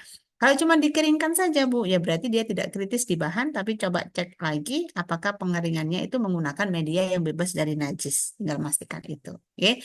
Kalau untuk fermentasi gimana Bu? Satu, kalau yang dia melibatkan fermentasinya adalah khamar, maka hukumnya adalah haram. Kalau fermentasinya non-hammer, Bapak Ibu pastikan dulu, gitu ya. Kenapa? Karena ada persyaratan di dalam Kepkaban nomor 20 tahun 2023. Ya, apa? Untuk bahan makanan dia tidak ada batasan, tapi untuk minuman dia ada batasan maksimal alkohol di dalamnya yang fermentasi non-hammer adalah 0,5%. Sama dengan atau 0,5%. Ya, harus kurang dari 0,5%, kurang dari ya, bukan sama dengan tapi kurang dari 0,5%. Tapi untuk makanan dia tidak ada batasan. Contohnya apa Bu makanan? Contohnya nabati yang fermentasi makanan adalah tape. Ya, mungkin Bapak Ibu sudah ini gitu. Tape singkong, bukannya tape ini. Tape singkong itu halal enggak Bu gitu ya. Ada yang tanya, "Oh, ini tape singkong halal enggak ya?" Jadi di Kepkaban nomor 20 tahun 2023 sudah ada aturannya gitu Bapak Ibu. Jadi Kepkaban nomor 2023 untuk bahan fermentasi padat itu tidak ada batasan alkohol selama dia aman dikonsumsi. Jadi kalau selama dia aman dikonsumsi is okay gitu ya. Kita nggak, kenapa? Karena semakin lama fermentasi, semakin banyak dia menghasilkan alkohol, maka rasanya akan semakin pahit sebenarnya. Jadi bisa saja nanti sakit. Nah, ketika sakit itu udah nggak boleh dikonsumsi. Oke? Oke, kita ke nabati dulu sebelum kita fermentasi. Oke. Jadi nabati ini pada dasarnya ia adalah halal, oke, kecuali untuk zat-zat yang memabukkan dan membahayakan tadi, oke, toksik tadi, oke. Atau bahan-bahan dalam proses produksinya melibatkan zat aditif yang tidak halal, itu nggak boleh. Oke. Ini adalah contohnya. Dia bisa nanti dalam bentuk gula rafinasi, minyak nabati, vitamin C, tepung terigu, oleoresin, hammer, minyak nabati, ekstrak tumbuhan, dan buah-buahan. Ini adalah turunan dari bahan nabati kalau di dalam industri. Oke. Nah, ini adalah kalau di dalam industri pangan Bapak Ibu, maka nanti Bapak Ibu pasti banyak, sering melihat ini, nggih. Ada mungkin produk sayur dan buah kering, gitu ya. Ada gandum, gitu ya. Gandum itu adalah tepung daripada ini flournya gandum, tepung gandumnya, gitu ya. Ada oleoresin, ini adalah minyak cabai, ya. Biasanya kan ini sekarang dipakai di dimsum ya. Ada minyak cabainya gitu kan ya. Yang mentah itu kan biasanya dia pakai minyak cabai, gitu ya. Ada pengemulsi nabati, ada protein nabati, ada minyak sayur dan margarin, ada gula, ada pewarna, selai, manisan buah, jus buah, buah kaleng, pati dan turunannya, termasuk juga saus. Ini adalah produk-produk olahan pangan nabati. Oke. Nah, kemudian kalau kita bilang produk kering, Bapak Ibu biasanya kan sekarang sudah mulai lagi in ya untuk eh, kesehatan gitu ya, diproduksi beberapa produk kering, buah, sayur gitu ya, terutama buah-buahan yang bisa dikeringkan, dia dibuat camilan gitu kan ya. Jadi produk yang berasal dari tumbuhan diproses dengan atau tanpa pengejaran ukuran lalu dikeringkan, itu boleh. Oke. Tapi kalau biasanya untuk industri itu biasanya dia menambahkan bahan lainnya, Bapak Ibu. Contohnya adalah biasanya dia menambahkan bahan pengisi. Kenapa? Supaya nanti buah-buahan itu ketika dikeringkan dia nggak menyusutnya tidak terlalu banyak gitu ya. Jadi biasanya dia masih ada agak volumenya agak masih tebal gitu ya. Airnya memang berkurang, maka dia nambahkan bahan pengisi di dalamnya. Biasanya dia nambahkan maltodextrin atau laktosa. Ya, itu yang harus kita cek gitu ya, laktosanya terutama. Kemudian biasanya produk-produk nabati tertentu, misalnya kismis, itu juga dilapisi dengan minyak nabati supaya mengkilat. Jadi kismis itu, oh supaya mengkilat, biasanya dia dilapisi dengan minyak nabati. Nah itu menjadi kritisnya di mana? Di bahan tambahannya akhirnya. Jadi laktosa yang ditambahkan, maltodextrin yang ditambahkan, dan juga minyak nabatinya. Nah kalau untuk laktosa ini perlu dipastikan nih, karena laktosa itu biasanya dia diturunkan dari pembuatan keju. Ketika ada keju, ada whey protein, maka dia diekstrak laktosanya. Nah, ini para para auditor harus bisa memastikan bahwa bahan yang digunakan tadi sudah punya SH kalau laktosa ya. Karena dia adalah turunan dari hewani. Pasti masuk di 748-944. Pasti harus punya sertifikat halal. Nah, untuk minyak nabati, nah itu dipastikan bahwa proses pembuatan minyak nabatinya yaitu dia menggunakan karbon aktif biasanya. Nah, karbon aktifnya ini yang dipastikan bahwa dia buka pakai boncat. Nah, kemudian kalau pakai boncat pun dia tertelusur dengan halal. Maka yang menjadi kritis ketika buah kering itu adalah bahan tambahannya. Oke. Jadi bahan tambahannya itu harus benar-benar dipastikan dia punya SH. Oke. Oke, kemudian tepung terigu Bapak Ibu. Nah, di tepung terigu itu sebenarnya kalau terigu langsung ditepungkan gandum itu langsung dibuat tepung Bapak Ibu itu enggak kritis gitu ya, hanya dihancurkan gitu ya. Tapi kalau tepung terigu itu kan nggak mungkin tepung terigu saja yang saat ini kita beli ya. Pasti dia kan tinggi folat gitu ya, rendah protein, tinggi protein itu pasti dia ada proses pengolahan dan juga penambahan senyawa di dalamnya. Biasanya yang ditambahkan di dalam proses pembuatan tepung terigu itu adalah ada zat pemutih di situ, ada agent anti-caking-nya, kemudian diperkaya dengan vitamin mineral, misalnya B1, B2, asam folat, dan zat besi. Biasanya ada gitu, oh ini protein tinggi zat besi, kan kayak gitu. Gitu. Oh ini protein tinggi folat. Nah itu akan menjadi titik kritis adalah bahan tambahannya. Gitu, ya. Jadi kalau beli, oh ini cuma tepung kok Bu Nabati, oh tunggu dulu gitu ya. Dalam industrial tidak ada yang pure saat ini Bapak Ibu. Jadi kalau semuanya proses pengolahan biasanya kita menambahkan. Untuk apa? Untuk meningkatkan daripada sifat produknya gitu ya. Oh, ini tinggi zat besi, ini tinggi zinc. Nah, itu yang harus kita pastikan. Oh, ini apa namanya kecantikan, ini tinggi apa gitu ya untuk menambah warna dan apa. Dan itu akan menjadi sesuatu yang harus kita pastikan kehalalannya. Oke. Oke, kemudian turunan lainnya adalah ada minyak nabati Bapak Ibu. Jadi bisa dari minyak jagung, minyak kedelai, minyak kelapa atau minyak sawit. Kalau di Indonesia mungkin minyak sawit nih, tapi kalau di luar negeri minyak sawit dilarang, tidak diperbolehkan. Ya. Banyak tujuannya sebenarnya, ya. Mulai dari tujuannya adalah supaya hutan itu tidak dibuat sawit dan sebagainya. Ya. Eropa kan melarang gitu ya. Langsung di Jepang tidak akan kita jumpai minyak sawit. Adanya adalah minyak bunga. Misalnya minyak bunga canola. Oke. Jadi definisi minyak nabati itu Bapak Ibu, kalau di negara kita mungkin nabati pure nabati. Ya. Tapi kalau di luar, kalau dia dengan tambahan minyak hewani ya maksimal 10% itu juga masih dikategorikan sebagai minyak nabati. Jadi yang perlu kita pastikan juga nih bahwa dia tertelusur dengan halal. Jadi kalau nanti Bapak Ibu mau mengecek gitu ya audit di prosesnya atau di proses di perusahaan penghasil minyak nabatinya, maka Bapak Ibu cek karbon aktif yang digunakan untuk proses pemutihan minyaknya atau bleachingnya. Nah, itu biasanya dia menggunakan tulang hewan karena memang serapannya ya, kinerjanya itu bagus. Bone chart itu lebih bagus. Tinggal memastikan bone chartnya ini dari hewan halal. Oke. Jadi dapat berasal dari tulang hewan, ya. Kemudian ada margarin. Margarin itu sebenarnya dia turunan daripada nabati, ya, tetapi bahan lain itu juga digunakan. Contohnya emulsi. Kenapa? Karena kalau nggak ada emulsinya, Bapak Ibu, komponen air dan komponen minyak itu akan berpisah, ya. Jadi di dalam makanan kita kalau misalnya ada dua komponen, ada polar dan non polar, kalau nggak ada emulsinya dia akan pisah. Jadi kalau Bapak Ibu coba buat susu kedelai gitu ya, kok misalnya sore sudah terpisah ya? Atas ada sendiri, bawah ada sendiri. Yang atas itu pasti komponen lemak, yang bawah itu pasti komponen air. Kalau misalnya beli susu yang di kemasan kok nggak bercampur ya? Karena dia ada emulsinya. Jadi emulsi itu kayak punya dua tangan gitu Bapak. Tingkat air dan tingkat minyak. Akhirnya dia nggak berpisah. Nah itu biasanya digunakan juga untuk margarin. Oke. Kemudian ada perisa, ada vitamin ditambahkan di sana, ada pewarna juga.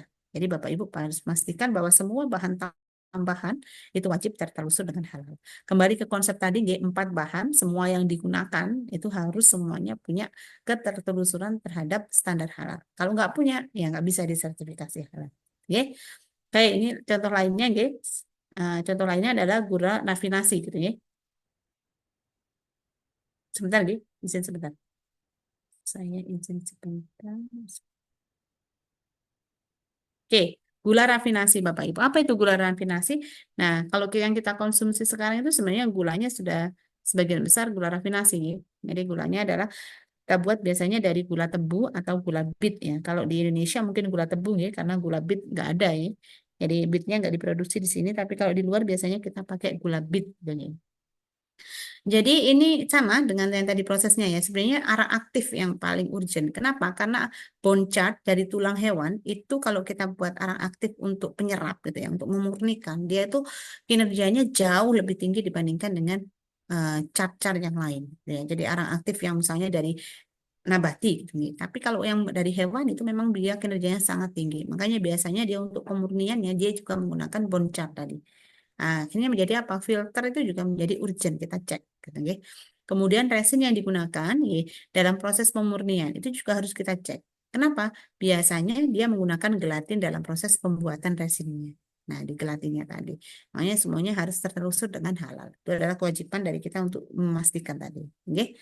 Nah, untuk ke kosmetik ya bagaimana Bu dunia kosmetik saat ini? Jadi dunia kosmetik saat ini Bapak Ibu sudah mengarah ke tren kosmetik vegan gitu ya. Make up and skincare itu mengklaim dia bebas dari hewani gitu ya.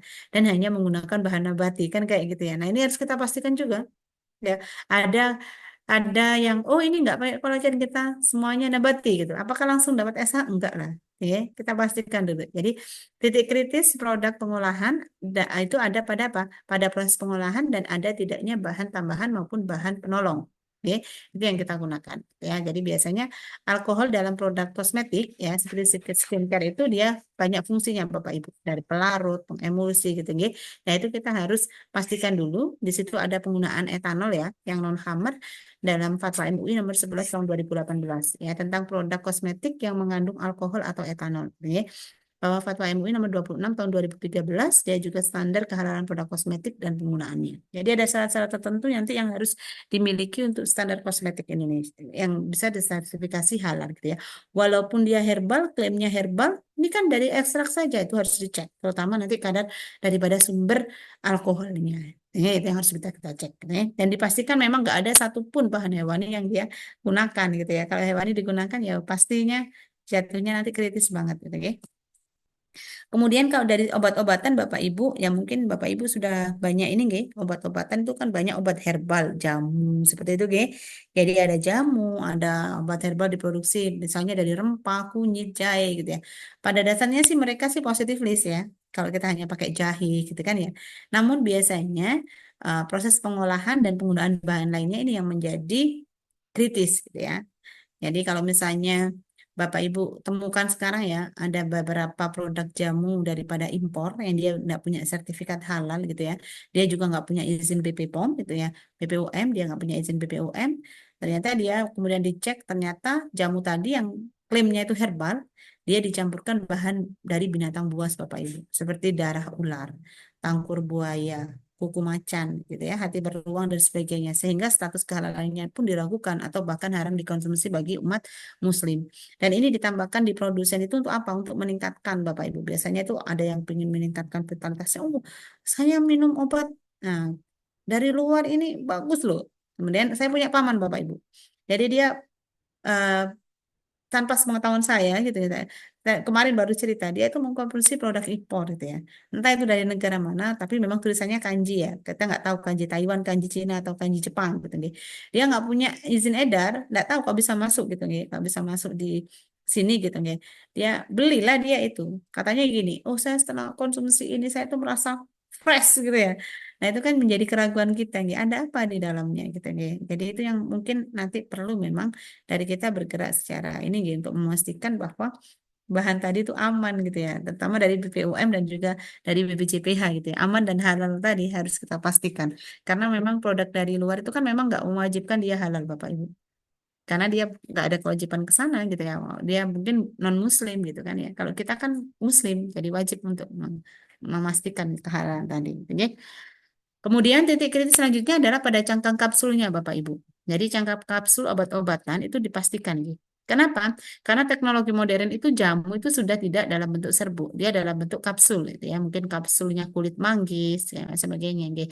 Kapsul ini biasanya yang dibuat komponen utama kapsul yang lentur itu adalah gelatin, Bapak Ibu. Jadi dia larut di dalam air, dia bagus untuk prosesnya biasanya dari gelatin yang merupakan turunan bahan hewani. Nah, itu yang menjadi nanti urgent juga untuk dipastikan kehalalannya. Oke. Oke, tadi untuk bahan nabati nih Bapak Ibu. Kalau bahan nabati tadi resumenya adalah bahan nabati semuanya itu kalau tanpa pengolahan adalah dia positive list ya, sesuai dengan KMA 1360 kecuali untuk bahan nabati atau tumbuhan ya dari tumbuhan dia yang beracun dan juga memabukkan itu memang sangat dilarang. Oke, kalau untuk yang lainnya dengan pengolahan maka dipastikan pengolahan dan bahan tambahan yang ditambahkan itu semuanya sudah memenuhi unsur halalnya. Oke. Oke, kita ke bahan selanjutnya Bapak Ibu. Jadi dalam proses halal itu kita juga mengenal ada bahan dari mikroba dan rekayasa genetika Bapak Ibu. Ya, jadi produk ini berasal dari mikroba dan rekayasa genetika. Bahan yang berasal dari mikroba, mikroba itu macam-macam, bisa bakteri, bisa jamur, bisa kapang, ya, dilarang jika proses pertumbuhan mikroba dan atau proses pembuatannya bercampur, mengandung, dan atau terkontaminasi dengan bahan yang dilarang. Oke, jadi untuk yang bahan-bahan mikroba itu semuanya adalah titik kritis. Oke. Yang dilarang dalam Al-Quran untuk mikroba dan rekayasa genetika adalah hammer. Ya, jadi hammer itu walaupun jumlahnya 0,00001%, jika fermentasinya berasal dari hammer adalah haram. Ya, yang boleh apa? Yang boleh adalah fermentasi non-hammer. Ya, kalau fermentasi non-hammer diperbolehkan, tapi ada kadar maksimal di sana yang ada aturannya. Oke. Kemudian dipastikan dulu media pertumbuhan mikrobanya. Jadi media tumbuhnya mikroba itu juga harus halal. Nah, mungkin Bapak Ibu sudah sempat mendengar dulu ya zamannya ini Bapak Presiden kita Kiai Haji Abdurrahman Wahid nih. Waktu itu ada Ajinomoto nih, kasusnya Ajinomoto gitu ya. Ajinomoto itu kan dia produksi MSG gitu ya. Dia kemudian ada isu gitu ya. Isu bahwa harus ditutup karena dia produksi MSG-nya non halal. Nah, itu sebenarnya dia itu medianya halal Bapak Ibu Tetes ya. Mikrobanya itu halal, ternyata media pertumbuhan. Jadi mikroba itu sebelum ditumbuhkan ke yang besar, Bapak Ibu, dia harus punya media tumbuh kecil. Nah, media tumbuh kecilnya itu yang dia pakai unsur pok dulu. Tapi kemudian karena ada kasus itu, dia perbaikan perbaikan langsung gitu ya di saat itu juga dia sudah menggunakan yang halal. Makanya media pertumbuhan ini juga wajib halal, Bapak Ibu, untuk mikroorganisme. Oke. Kemudian enzim yang digunakan, bahan tambahan dan juga mikroba rekombinannya itu dari gen bahan haram. Jadi kalau mikroba rekombinannya itu dari bahan gen yang tidak haram, yang tidak halal, kita tidak bisa menggunakannya. Oke. Nah, ini adalah contohnya Bapak Ibu kalau kita ngomong produk pangan gitu. Dari mikroba dan rekayasa genetika. Nah, Bapak Ibu mungkin kenal gitu, ada yogurt di situ gitu ya. Dari yogurt yang sudah punya sertifikat halal, pastinya dia mikroba media ya, prosesnya sudah dipastikan dia punya sertifikat halal. Oke. Kemudian ada kefir di situ. Kemudian ada tempe, ada tape, ada probiotik, ya, ada vitamin C, ya, vitamin-vitamin Bapak Ibu sekarang itu sudah tidak hanya diproduksi dari buah-buahan Bapak Ibu, ya dari pada nabati, tapi dia juga sudah dihasilkan dari rekayasa genetika. Gimana itu, Bu? Jadi mikroba itu diganti DNA-nya, struktur DNA-nya dia akan susunannya diganti supaya dia bisa mengeluarkan vitamin C. Nah, itu juga vitamin C yang hasil dari rekombinan atau rekayasa genetika ini perlu dicek juga karena dia hasil daripada proses mikroba, gitu ya. Jadi cek dulu, oh ini mau ini sertifikasi halal Bu vitamin C, cek dulu sumbernya mana Pak. Kalau sumbernya jeruk ya oke lah nabati gitu ya. Kalau sumbernya adalah dari proses fermentasi mikroorganisme, maka jangan pastikan cek medianya, pastikan cek rekombinannya, dan pastikan cek prosesnya. Oke. Kemudian ada monosodium glutamat atau vetsin. Vetsin ini juga adalah produk daripada rekayasa mikroba ya. Jadi di fermentasi mikroba. Juga hammer yang paling dilarang gitu ya. Jadi hammer ini memang sangat dilarang yaitu juga dari apa namanya rekayasa mikroba ya dari fermentasi mikroorganisme. Nah, itu harus dipastikan apalagi auditor nanti nggak cek oh ini cuma monosodium glutamat gimana prosesnya. Nah, maka dia harus punya daftar bahan dan juga diagram ahli proses. Nah, itu yang menjadi catatan Bapak Ibu sebagai auditor nanti untuk mengecek apakah ini kritis atau enggak. Jadi daftar bahan dan juga diagram ahli proses. Kalau dalam prosesnya itu melibatkan mikroba, cek lagi di dalamnya. Ya, itu yang perlu dicek. Oke. Kemudian di sini juga ada pewarna beras nih dari ragi merah. Nah, jadi dia bisa menghasilkan itu. Kemudian ada sirup glukosa dan ada etanol. Etanol ini diperbolehkan Bapak Ibu karena dia fermentasi non hammer biasanya. Dia etanol, tapi ada kadarnya. Dia ada kadar tertentu. Contohnya apa Bu kalau di minuman? Nah, kalau minuman ada minuman fermentasi Bapak Ibu. Misalnya fermentasi buah-buahan, Bapak Ibu harus cek dulu berapa kadar etanolnya. Ada aturan di situ kalau kurang dari 0,05% deh untuk minuman. Nah, itu boleh. Eh, masih boleh. Tapi kalau lebih dari itu nggak boleh. Ini, tapi fermentasinya adalah non-hammer. Kalau dia fermentasi hammer, walaupun kadarnya 0,001% nggak bisa. Ya, jadi fermentasi non-hammer boleh dengan kadar kurang dari 0,5%. Oke. Kemudian ada asam amino, Bapak Ibu. Asam amino itu juga sekarang sudah diproduksi melalui rekayasa genetika. Ya, jadi melalui bakteri gitu, melalui mikroba, baik itu bakteri, baik itu kapang gitu ya, yang dia biasa menghasilkan asam amino. Kemudian asam amino ini kita ekstrak. Nah, maka Bapak Ibu harus bisa memastikan gitu ya. Ada asam organik dan juga ada vaksin. Ya, jadi itu semuanya adalah hasil rekayasa mikroorganisme. Itu juga rekayasa genetika. Kayak gimana Bu memastikannya kalau itu mikrobanya bahannya itu ya? Satu, Bapak Ibu wajib memastikan bahwa semua bahan yang digunakan dalam media pertumbuhannya harus punya sertifikat halal. Misalnya, oh ini untuk menumbuhkan bakteri ini saya perlu pepton, ya. Oh saya perlu glukos. Nah itu semuanya harus dicek satu-satu semua media tumbuhnya harus punya sertifikat halal. Kemudian dua, jika mikroba rekombinan digunakan, pastikan gen yang digunakan adalah bersertifikat halal. Kemudian pastikan seluruh proses produksi juga memenuhi standar halal. Itu baru nanti kita bisa memberikan ini apa namanya rekomendasi untuk tersertifikasi halal. Kalau salah satu tidak dipenuhi tidak bisa. Oke. Oh ini gennya halal Bu. Kemudian kita temukan ke TSS. Ternyata salah satu pertumbuhan mikrobanya dia pakai yang nggak halal nggak bisa. Oke, harus halal semuanya. Oke. Oke, ini adalah Khamr, minuman beralkohol, Bapak Ibu. Jadi mungkin yang masih ini ya, masih ini. Kenapa di Indonesia itu nggak boleh gitu ya? Ini memang nggak boleh gitu ya. Produk mikrobra yang jelas haram gitu ya. Jadi dia ada hasil fermentasi bahan yang mengandung pati atau gula oleh khamir, Bapak Ibu. Jadi oleh kapang gitu ya. Pada sampingannya, dia menghasilkan apa saja? Amil alkohol, isoamil alkohol, N-butil alkohol, isobutil alkohol, sampai 23 butanadiol. Gitu ya.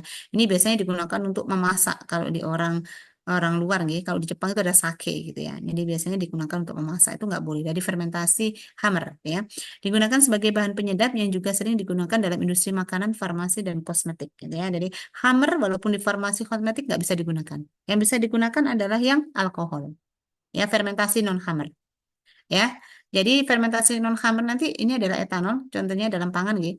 Jadi kandungan etanol dalam produk pangan akhir tidak dibatasi selama tidak membahayakan secara medis. Nah, ini ada aturannya deh di Kepkaban nomor 20 tahun 2023.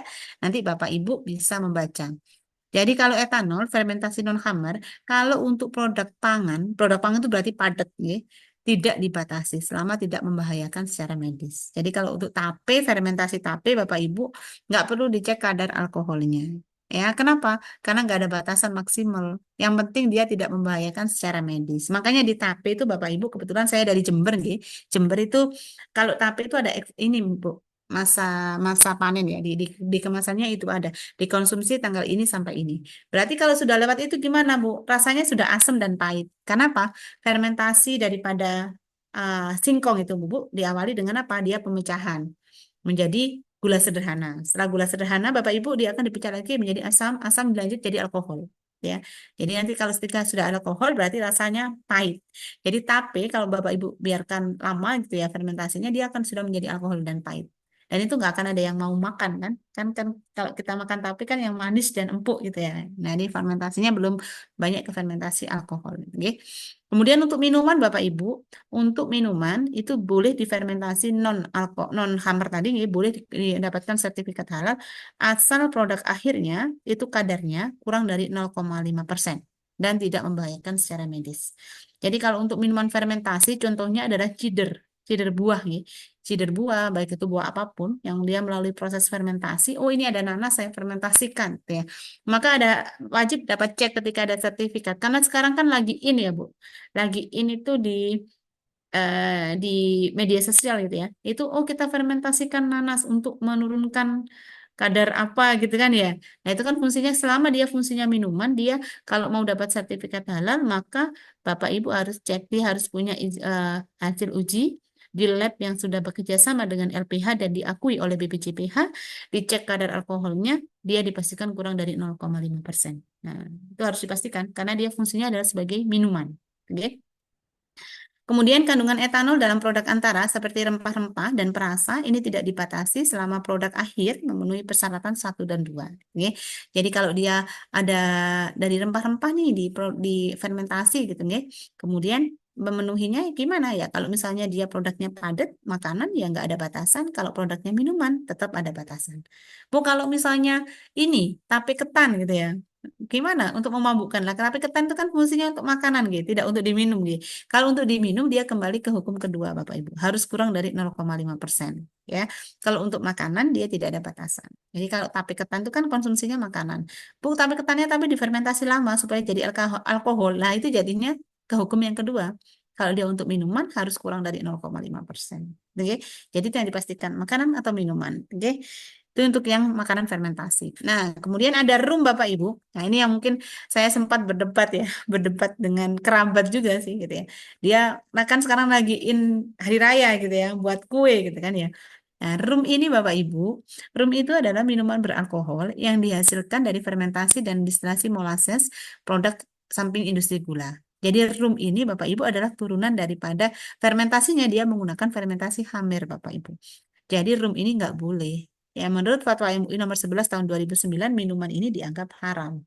Jadi kalau rum itu kan saya cuma sedikit, nggak memabukkan, bukan nggak memabukkannya. Jatuhnya adalah di fermentasi hamirnya. Makanya rum itu tidak boleh digunakan.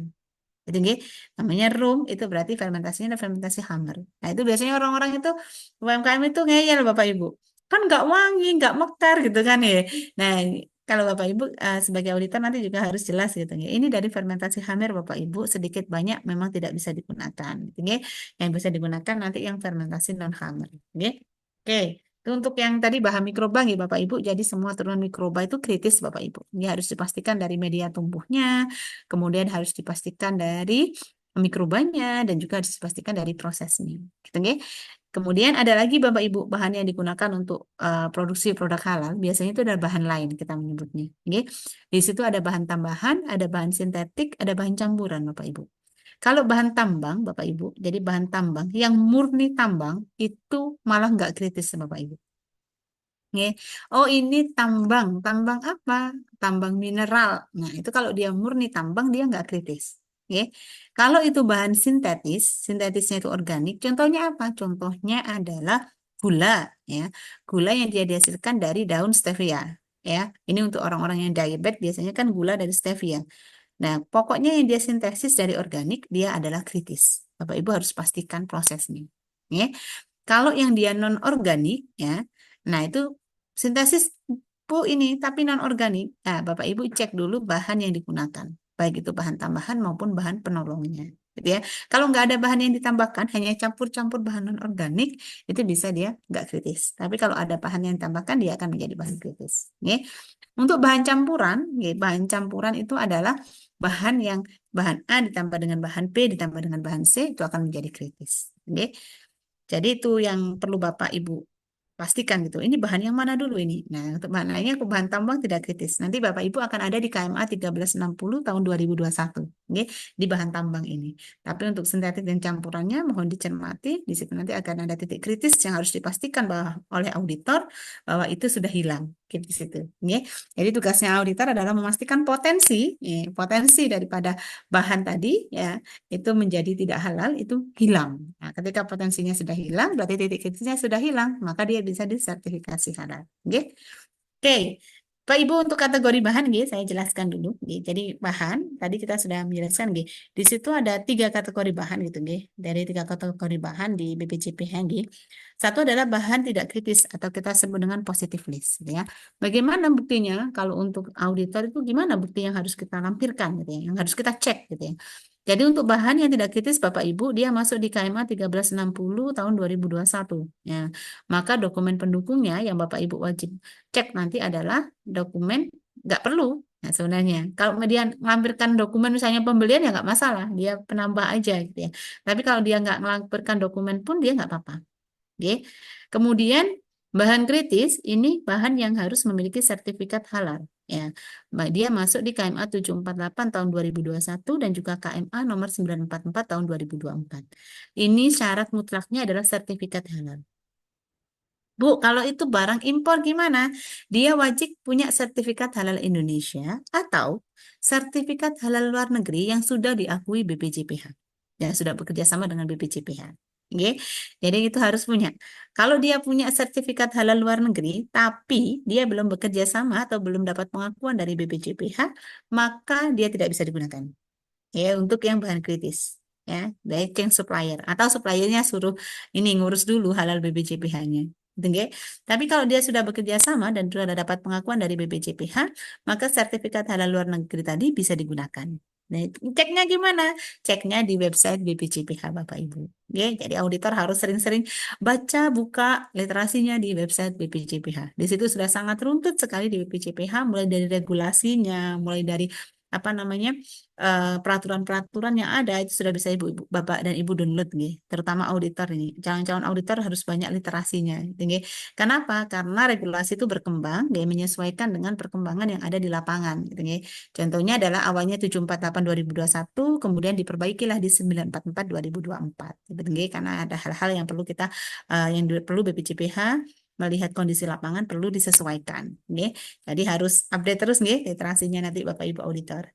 Nah, kalau yang bahan kritis ini wajib punya sertifikat halal dan sertifikat halal ini pasti harus sertifikat halal BPJPH atau yang diakui BPJPH. Itu nggih. Yang sertifikat halal lainnya ya harus ada pengakuan. Kalau nggak ada pengakuan nggak bisa digunakan. Oke. Kemudian ada lagi Bapak Ibu yang ketiga itu adalah kategori bahan kritis yang tidak wajib memiliki sertifikat halal. Nah, ini ada bahan nih yang dia nggak wajib memiliki sertifikat halal di mana bahan ini tidak di luar nomor 1, dia juga bukan positive list, tapi dia juga tidak diatur di KMA 748944. Nah, barulah di sini nanti Bapak Ibu bisa menggunakan dokumen pendukung lain. Ya, penyelia prakusa boleh menggunakan dokumen pendukung lain, contohnya COE, diagram alir, komposisi bahan, maupun pernyataan pabrikan. Jadi Bapak Ibu auditor, untuk bahan ini ya, apa namanya, regulasi atau rule-nya Bapak Ibu adalah ngecek ya. Dia masuk di bahan satu, cek dulu semua daftar bahan adalah dia memenuhi unsur bahan baku, bahan tambahan dan bahan penolong. Kemudian cek dokumennya dulu berdasarkan apa? KMA 1360, 748 dan 944. Ketika itu sudah oke dengan oke ini bisa. Itu untuk yang kriteria bahan gitu ngeceknya nih. Untuk yang auditor ya.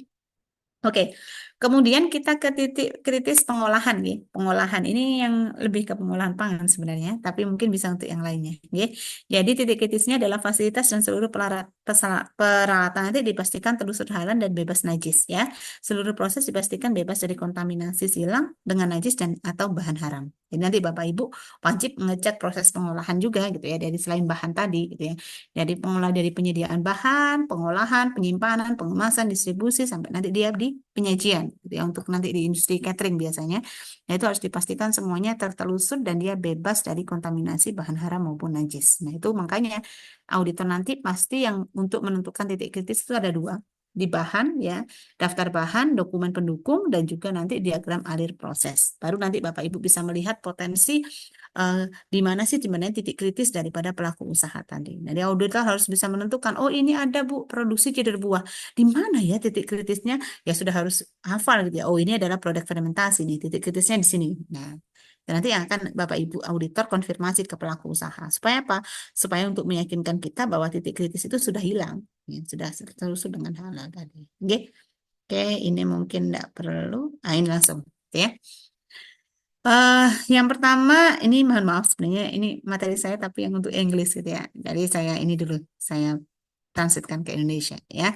Yang pertama untuk bahan Bapak, untuk Bapak Ibu ini sebagai auditor, Bapak Ibu itu wajib melakukan tiga hal ya, untuk bahan kriterianya. Satu, ya harus dipastikan bahwa asal muasalnya itu halal. Ya, jadi bahannya tidak dari bahan haram, tidak terkontaminasi, untuk yang mikroba sesuai dengan yang persyaratan, untuk alkohol juga sesuai dengan persyaratan, bahan tambahannya sesuai, kemudian produknya sudah oke. Nah, itu ada dari segi bahannya, Bapak Ibu. Ya, dipastikan dulu, oh ini bahannya dari mana, asal muasalnya, syaratnya memenuhi, ya seperti itu. Kemudian yang kedua, kriteria yang kedua adalah punya dokumen pendukung halal yang mencukupi. Nah, itu harus bisa dipastikan sama auditornya. Oh, ini dokumen halalnya cukup nih. Gimana cara cara menentukan dia dokumen halal cukup? KMA acuannya. Ya, KMA 1360, KMA 748 sama KMA 944. Nah, tiga itu untuk sebagai apa? Sebagai regulasi untuk menentukan dokumen pendukung mana yang bisa digunakan oleh pelaku usaha. Nah, itu harus. Oh, ini setelah ada daftar bahan, bahannya halal, dokumen pendukung bahannya dipastikan. Kemudian yang ketiga adalah jenengan sebagai auditor harus melakukan validasi dokumen. Jangan langsung percaya Bapak Ibu ya. Oh ini ada bahan gula, nomor sudah ada SH-nya Bu, nomornya ini. Percaya? Ya jangan. Auditor wajib melakukan validasi. Ya, validasi itu apa? Cek dokumen pendukung bahannya.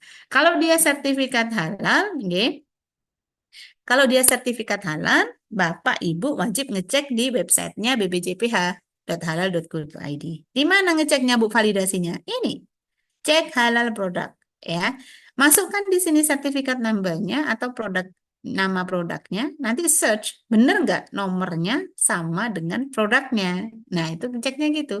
Halal luar negeri juga masuk di sini ya. Masukkan nomor halalnya. Jika halal luar negeri, check foreign halal certificate registration ini itu sudah ada di BPJPH, berarti sertifikat halal luar negeri itu bisa digunakan tanpa harus sertifikat halal yang di Indonesia ini. Berarti dia sudah punya apa? Pengakuan, saling kepengakuan dari BPJPH. Sudah diakui sertifikat halal mereka. Jadi bisa digunakan. Kalau belum ada, Bu, ya mereka suruh proses lah. Nggak bisa digunakan ini, silahkan ganti atau yang bahannya ini suruh proses ya. Suruh memproses sertifikat halal yang pengakuan BPJPH. Nah, itu yang harus dilakukan. Ya, kenapa? Karena BPJPH sudah menjalin kerjasama dengan banyak lembaga di luar negeri gitu lembaga halal luar negeri terkait dengan agar apa? Agar standar halal kita sama dengan mereka diakui oleh mereka dan mereka juga diakui oleh kita. Kesepakatan di situ kesepakatan sertifikat halal. Bu, kalau bahannya banyak 120, auditor harus ngecek. Ya, wajib ngecek semua. Itu namanya validasi. Satu, berarti cek daftar bahannya semuanya halal. Dua, cek dokumen pendukung bahannya itu sudah sesuai dengan aturan regulasi. Dan yang ketiga, validasi bukti pendukungnya. Ya, Bu, ini ada COE, tapi COE-nya dari lab mereka. Cek juga labnya itu sudah diakui oleh BPJPH belum. Karena syarat untuk nanti LPH, kan Bapak Ibu kan berdiri di LPH. Maka lab ujinya itu harusnya diakui oleh BPJPH. Nggak bisa ngawur. Ya, terutama untuk produk-produk yang memang wajib uji. Contohnya apa? Tadi alkohol. Itu kan wajib ada. Kalau mereka minuman beralkohol, maka mereka wajib menyertakan apa? Menyertakan kadar alkohol akhir produknya. Nah, itu harus dilakukan di lab yang diakui BPJPH di bawah LPH-nya. Kan LPH untuk penilaian LPH kan dia harus mendaftarkan lab tuh yang sudah sinkron sama BPJPH. Dan metode untuk analisanya itu juga harus metode yang diakui oleh BPJPH. Oke, itu harus dipastikan untuk produk-produk yang dia memang wajib memastikan kadarnya. Nah, dia harus dilakukan di lab yang terakui BPJPH. Oke, Jadi Bapak Ibu auditor, tadi itu 3 yang harus dilakukan. Pastikan bahannya halal, validasi dokumennya, kemudian, pastikan bahan halal, ada dokumen pendukungnya, dan juga validasi dokumen pendukungnya. Karena biasanya kalau banyak gitu, ini ada yang terlewat Bapak Ibu ya. Kenapa? Karena sekarang itu banyak ini loh Bapak Ibu pelaku usaha itu kadang nempel aja sertifikat halal gitu ya. SH-nya ditulis, tapi nomornya itu kadang-kadang ngawur. Nah, itu yang nomornya itu sebenarnya nomor mereka mengada-ngada. Kadang-kadang di produk tempe itu saya lihat ada logonya, gitu, logo halal gitu ya. Tapi nggak ada nggak ada nomornya. Nah, berarti ini kan sebenarnya sebenarnya dia hanya menggunakan ambil logo aja, tapi belum dapat ada sertifikat dari BPJPH. Padahal yang paling penting adalah nomornya tadi sudah terregistrasi di BPJPH bahwa dia memang sudah mendapatkan sertifikat halal. Karena di sini nanti Bapak Ibu di nomor ini nanti akan ada nama produknya, siapa produsennya. Jadi sudah detail gitu ya, nggak bisa dipalsukan gitu ya, karena BPJPH yang punya gitu ya. Datanya di BPJPH semuanya sudah terrecord. Lebih memudahkan auditor nanti jadi validasi. Itu kalau untuk SH. Kalau untuk yang lain pasti nanti validasi dilakukan ya, termasuk nanti ketika COE terutama. Kalau COE pasti lab-labnya harus sudah tersinkronkan dengan BPJPH. Oke, diakui lah pengakuan oleh BPJPH. Oke. Oh, Oke, diikuti. mungkin itu saja. Pas. Sampun Bu Akwin, mungkin tanya jawab sakit. Eh, Matur nuwun Bu Kiki. Silakan. Mungkin ada pertanyaan Bapak Ibu, silahkan. Silahkan Bapak Ibu boleh boleh raise hand, sebutkan nama dan juga instansinya dari mana. Oh, Izin sudah. bertanya, Dengan siapa ini? perkenalkan nama saya Sri Wahyuni dari Sukovindo. Silahkan Bu. Izin Ibu bertanya, saya ingin bertanya mengenai titik kritis kehalalan dari penyembelihan hewan. Bagaimana dengan hewan yang tertabrak, yang sudah dalam keadaan sekarat parah, tetapi belum mati? Nah, ada beberapa orang kembali menyembelih hewan tersebut dengan syariat Islam. Kemudian hewan tersebut baru mati. Apakah hewan tersebut kembali menjadi halal untuk dikonsumsi atau bagaimana, Ibu? Terima kasih. Oke, terima kasih. Terima kasih. Bu Sinta nanti? Bu Sri nggih? Bu Sri. Oke. Bagaimana hukumnya kalau misalnya hewan itu tertabrak gitu nggih. Tapi dia belum mati gitu ya. Nah, itu namanya ada cek nanti, Bu. Jadi, kita kan sebelum menyembelih ya, tadi di standarnya Badan Standarisasi tadi nggih, di situ ada cek, Ibu. Jadi kita cek antemortemnya dulu. Nggih. Jadi cek antemortemnya selama dia belum mati itu bisa digunakan, Ibu. Jadi kembali ke hukumnya, ya. Jadi dia adalah hukum kalau misalnya tertabrak boleh dikonsumsi nggak Bu? Kan selama dia belum meninggal, antemortemnya sudah dicek gitu ya, dia dipastikan belum meninggal, kita sembelih secara halal masih bisa dikonsumsi Bu. Ya. Yang pasti ada cek antemortem yang pastikan bahwa dia masih hidup, gitu ya. Selama masih hidup boleh Ibu, boleh digunakan. Ya. Jadi karena memang persyaratannya adalah hidup, gitu ya. Jadi kalau misalnya kondisi major seperti itu, bagaimana Bu? Nggak apa-apa. Jadi syarat utamanya adalah hidup. Ya. Syarat utamanya adalah hidup ketika dia kecelakaan gitu ya, ditabrak, tapi dia masih hidup. Setelah di antemortem dia masih hidup, itu boleh digunakan. Bagaimana Bu Sri Wahyuni? Iya, terima kasih, Bu. Ya, jadi cek antemortem ini Bapak Ibu, ya, cek antemortem itu sebenarnya di pemeriksaan sebelum penyembelihan, ya, itu adalah pada dasarnya dia adalah mengecek gitu untuk memastikan hewan ini masih hidup dan layak disembelih. Gitu, ya. Biasanya yang dicek di antemortem itu hewan itu ya dicek apanya? Nafasnya, detak jantungnya, ya, detak jantungnya, kemudian refleks kedipan mata, berdiri atau mampu bergerak gitu ya, walaupun dia meskipun lemah gitu. Kemudian tidak ada kondisi mati sebelum disembelih. Itu intinya di situ, cek antemortem itu gitu. Kemudian itu yang paling penting. Jadi ketika dia ditabrak Bu ini Bu, ketika ditabrak itu dia hampir mati gitu nih, tapi dia masih bernafas, masih jantung berdetak, masih menunjukkan tanda-tanda kehidupan, segera saja disembelih secara syariat itu boleh. Kenapa? Karena yang menjadi titik-titik sini adalah mati ya. Jadi kalau dia mati tanpa disembelih jadinya bangkai. Kayak gitu. Oke. Tapi untuk yang itu kan kondisi nggak major kan Bu. Kalau misalnya produsen kan nggak mungkin ketabrak semua hewannya gitu. Maksudnya ini kan kondisi major milik milik pribadi gitu kan gitu. Dia ditabrak kemudian hampir mati boleh digunakan boleh. Gitu, gitu. Jadi itu boleh. Nah, kecuali nanti misalnya kalau misalnya dia punya antraks ya, itu yang menjadi tidak boleh. Jadi kalau misalnya dia menunjukkan penyakit yang dilarang, nah misalnya antrak dan sebagainya, nah itu menjadi yang tidak boleh disembelih nantinya. Kalau untuk halal, kalau misalnya ditabrak, selagi dia pemeriksaan antemortemnya itu dia masih hidup, menunjukkan tanda kehidupan, dia masih boleh dikonsumsi. Oke? Baik, terima kasih Bu Kiki atas Oke. penjelasannya. Silahkan Pak Deki. Oke, Assalamualaikum Bu Fitri, Bu Laila, Waalaikumsalam. Bu Laila. Oke. Selamat Bu, saya Deki dari Yayasan LBH YIKA. Yang ingin saya tanyakan Bu terkait produk nabati Bu, khususnya barang-barang pertanian. Yang dimana kita ketahui barang dari sampaikan oleh Ibu tadi semuanya halal ya Bu, kecuali yang Oke. tak membahayakan. Dalam praktek budaya pertanian itu sering sekali ditemui pestisida atau bahan kimia yang berbahaya itu dosisnya terlalu tinggi Bu, efisiensinya residu. Nah, Oke. apakah ada kriteria tingkat residu yang bisa dikatakan halal atau haram atau nggak ada, Bu? Sebenarnya produk-produk ekspor mungkin Bu Fitri, Bu Laila, kan di kayak kayak edamame itu kan ada yang ekspor ya, Bu ya. Dan itu kan tingkat residunya kan dibatasi. Ketika residunya tinggi kan nggak bisa ekspor gitu itu. Ya. Apakah juga ada di halal ini, Bu, tingkat residu di pertanian?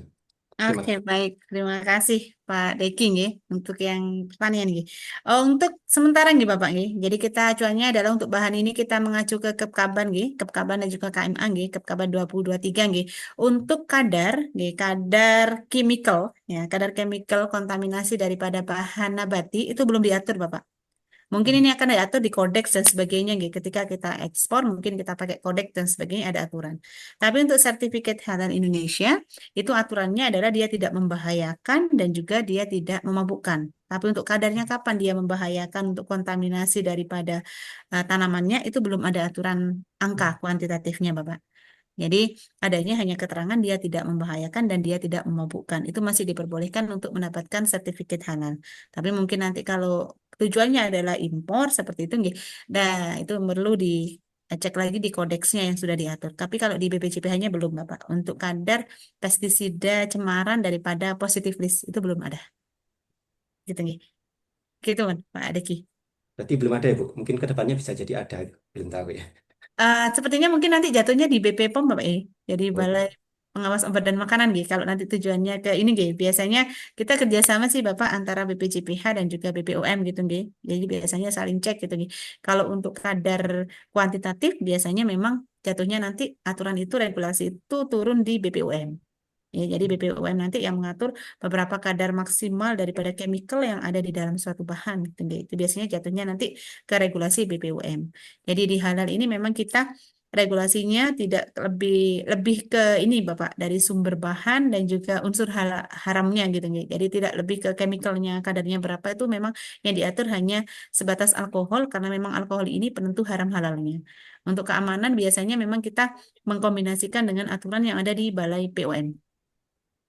Begitu Pak Deki. Nanti mungkin bisa kita pertimbangkan gitu, Gi. Mungkin bisa disarankan ke BPJPH, Gi. Kalau itu tidak berseberangan, gitu. Nanti kan ada dua regulasi misalnya seperti itu, karena POM ini kan memang terkait dengan pengawasan, gitu. Pengawasan daripada kadar-kadar, gitu. Nanti kalau itu double regulasi juga nggak bisa, gitu, Gi. Jadi harus regulasinya kan memang harus beda, gitu, Gi. Tapi saling mendukung dan melengkapi.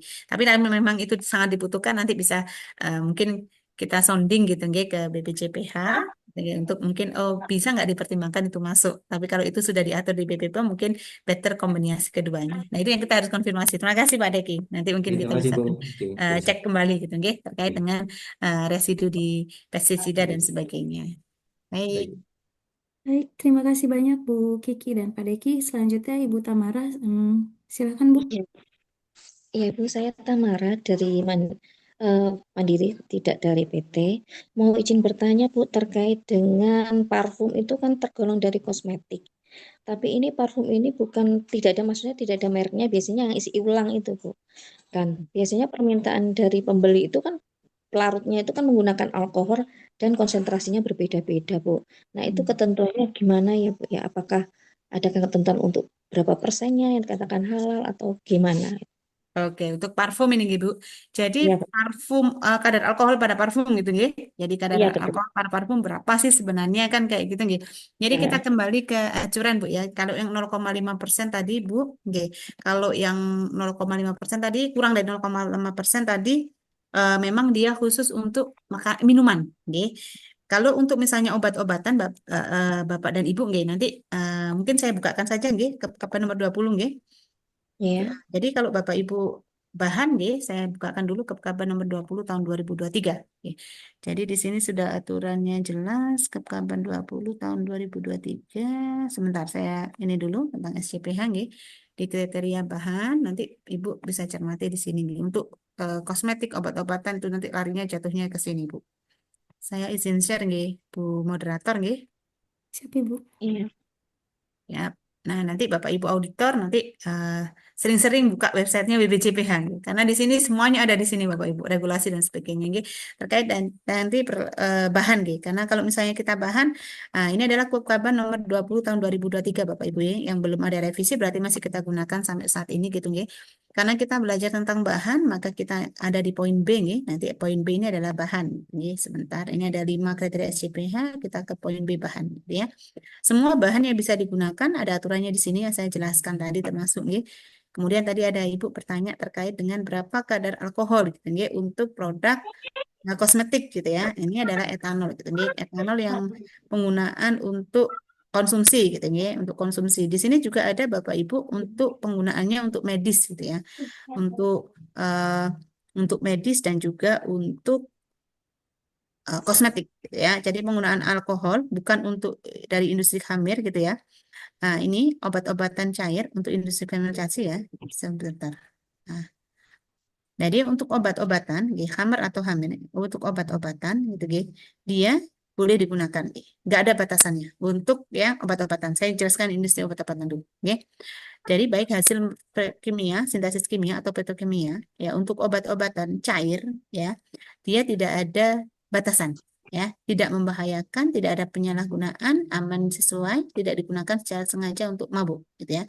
Bu, kalau untuk kosmetik gimana? Kalau untuk kosmetik Bapak Ibu, jadi untuk kosmetik ya, untuk kosmetik itu sebenarnya jatuhnya, itu seperti pada obat-obatan. Tapi kalau Bapak Ibu pingin ininya, Ibu kembali ke fatwa MUI yang tadi saya jelaskan di nomor 11 tadi, nggih, terkait dengan kosmetik, nggih, alkohol di kosmetik. Tuh, Bu. Jadi ada saya bukakan lagi untuk ininya, nggih, untuk fatwa MUI-nya untuk alkohol di kosmetik nomor 11 tahun 2018 nih Bapak Ibu. Ini saya sharekan biar kita baca bareng-bareng gitu nih. Kosmetika yang mengandung alkohol itu berapa persen gitu ya. Kalau misalnya itu harus diukur nggak? Kan ragu juga kita nggak mau beli kosmetik yang campuran gitu nggih.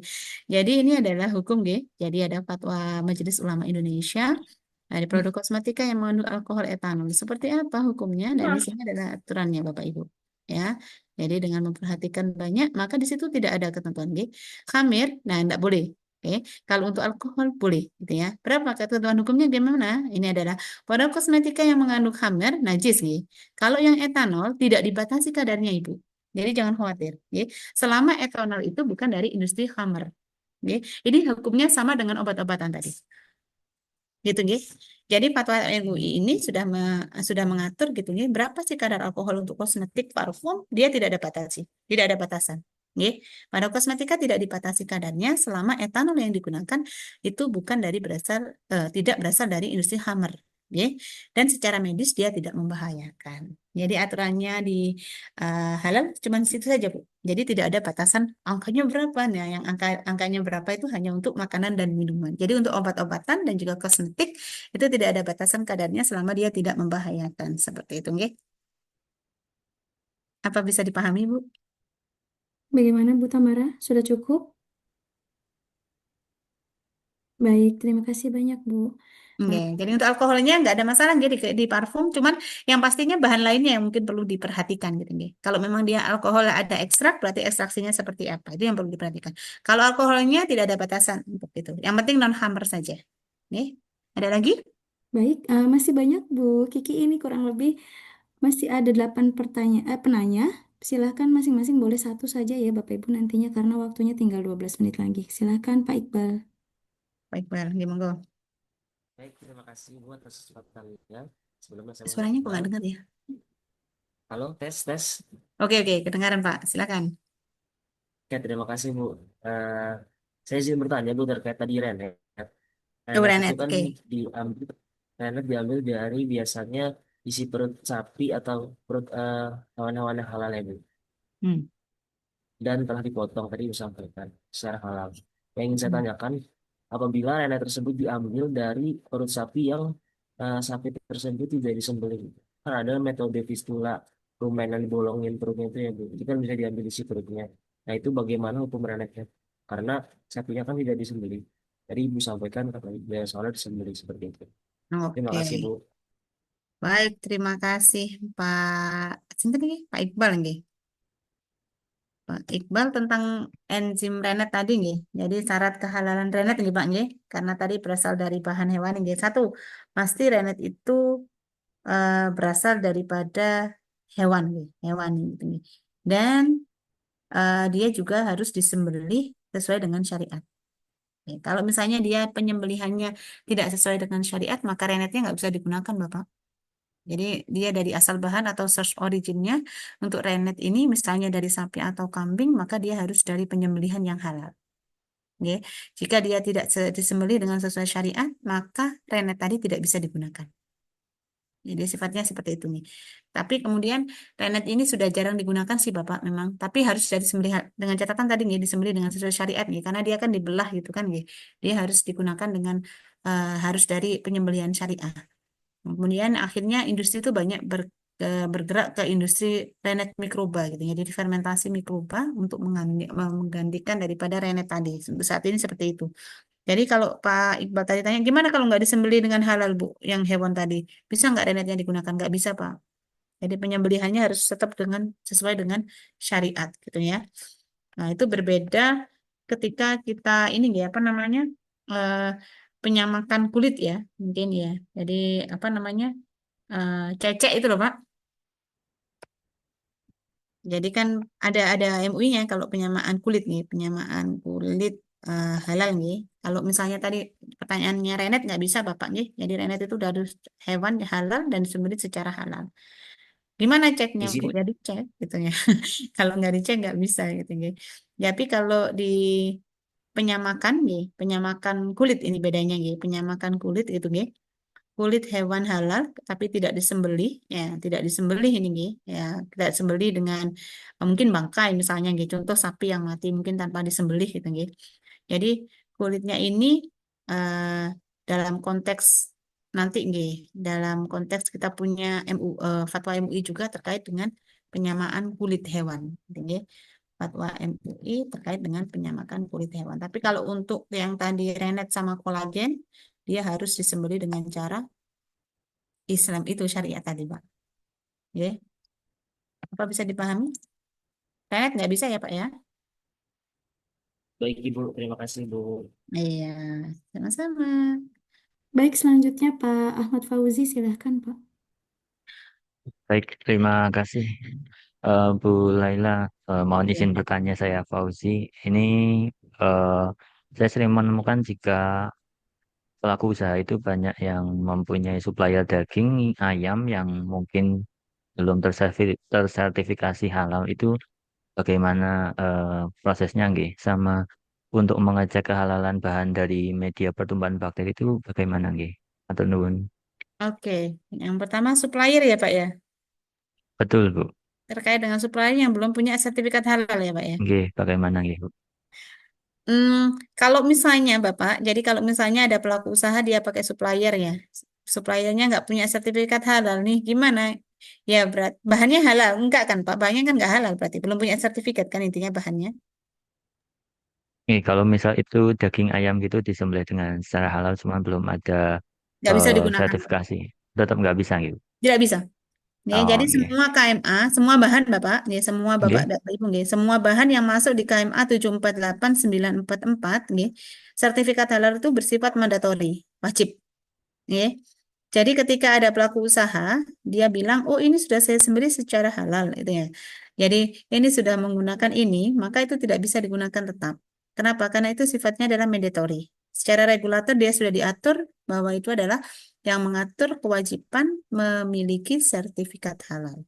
Berarti sarannya auditor nanti gimana kalau ada temuan seperti itu? Pak, kalau ini bisa diproses lanjut jika Anda mengganti suppliernya dengan daging yang sudah memiliki SH. Jika tidak, maka tidak bisa. Kami rekomendasikan untuk dapat tersertifikasi halal.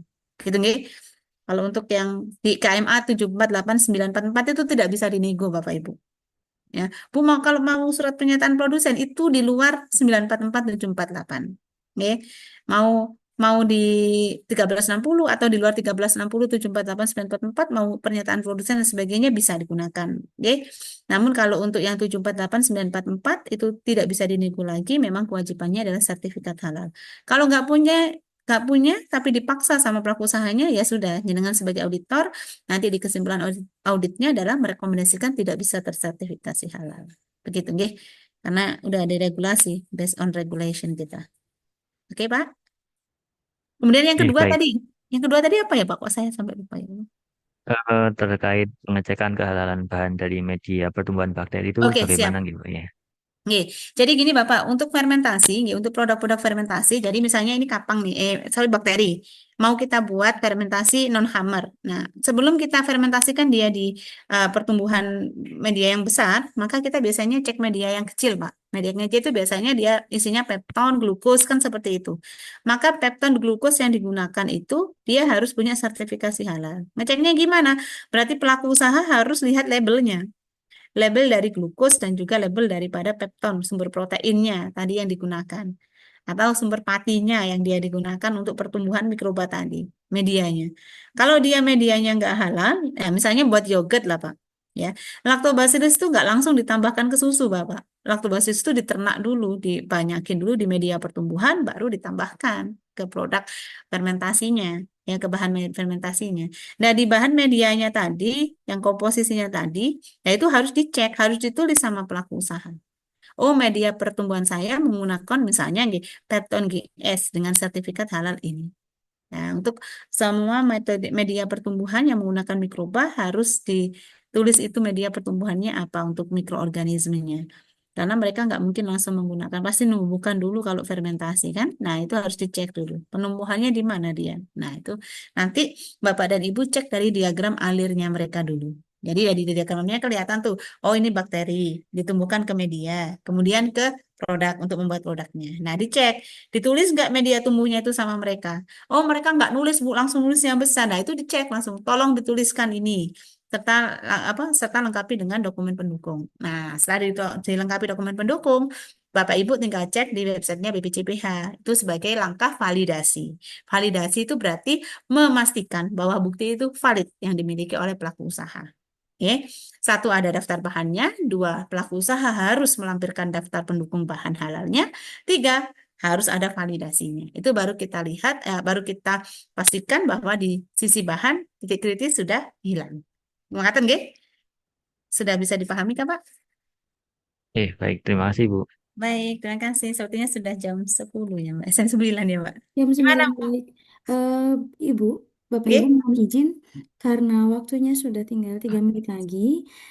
Apakah Ibu Kiki berkenan jika teman-teman peserta ini memberikan per- eh, apa namanya pertanyaannya via chat, kemudian Oh, nanti kami boleh. panitia kolek dan Ibu sampaikan di WA? Oh, sangat boleh sekali. Ya, jadi mohon nanti di chat Zoom, direkam gimana dia dibantu rekam nanti akan eh, saya coba jawab gitu nggih, saya kirimkan lagi ke moderator gitu nggih. Baik, terima kasih banyak Bu Kiki untuk Sama-sama. waktunya. Baik, Bapak Ibu dan teman-teman peserta, jika ada yang ingin bertanya, silakan boleh di kolom chat, nanti akan kami kolek dan kami sampaikan kepada Bu Kiki. Untuk Ibu Kiki, mohon izin Bu dapat memberikan closing statement, Bu. Oke, baik terima kasih banyak Bu moderator nggih. Terima kasih banyak Bapak dan Ibu. Saya mohon maaf nggih apabila ada kesalahan dalam penyampaian mungkin ya, materi pada pagi hari ini. Semoga yang sedikit membawa manfaat. Nanti misalnya ada kesalahan ada dari saya dan segala ini nggih. Ininya segala kebaikan dan juga kebenaran hanya datang dari Allah, gitu nggih. Jadi saya mohon maaf apabila ada salah kata. Insya Allah kita berjumpa lagi nanti di lain kesempatan. Selamat berkarya untuk lebih meningkatkan lagi nggih jadi ekosistem halal di Indonesia dan semoga apa-apa yang kita upayakan mendapat manfaat dan berkah dari Allah Subhanahu wa taala. Terima kasih, saya pamit. Assalamualaikum.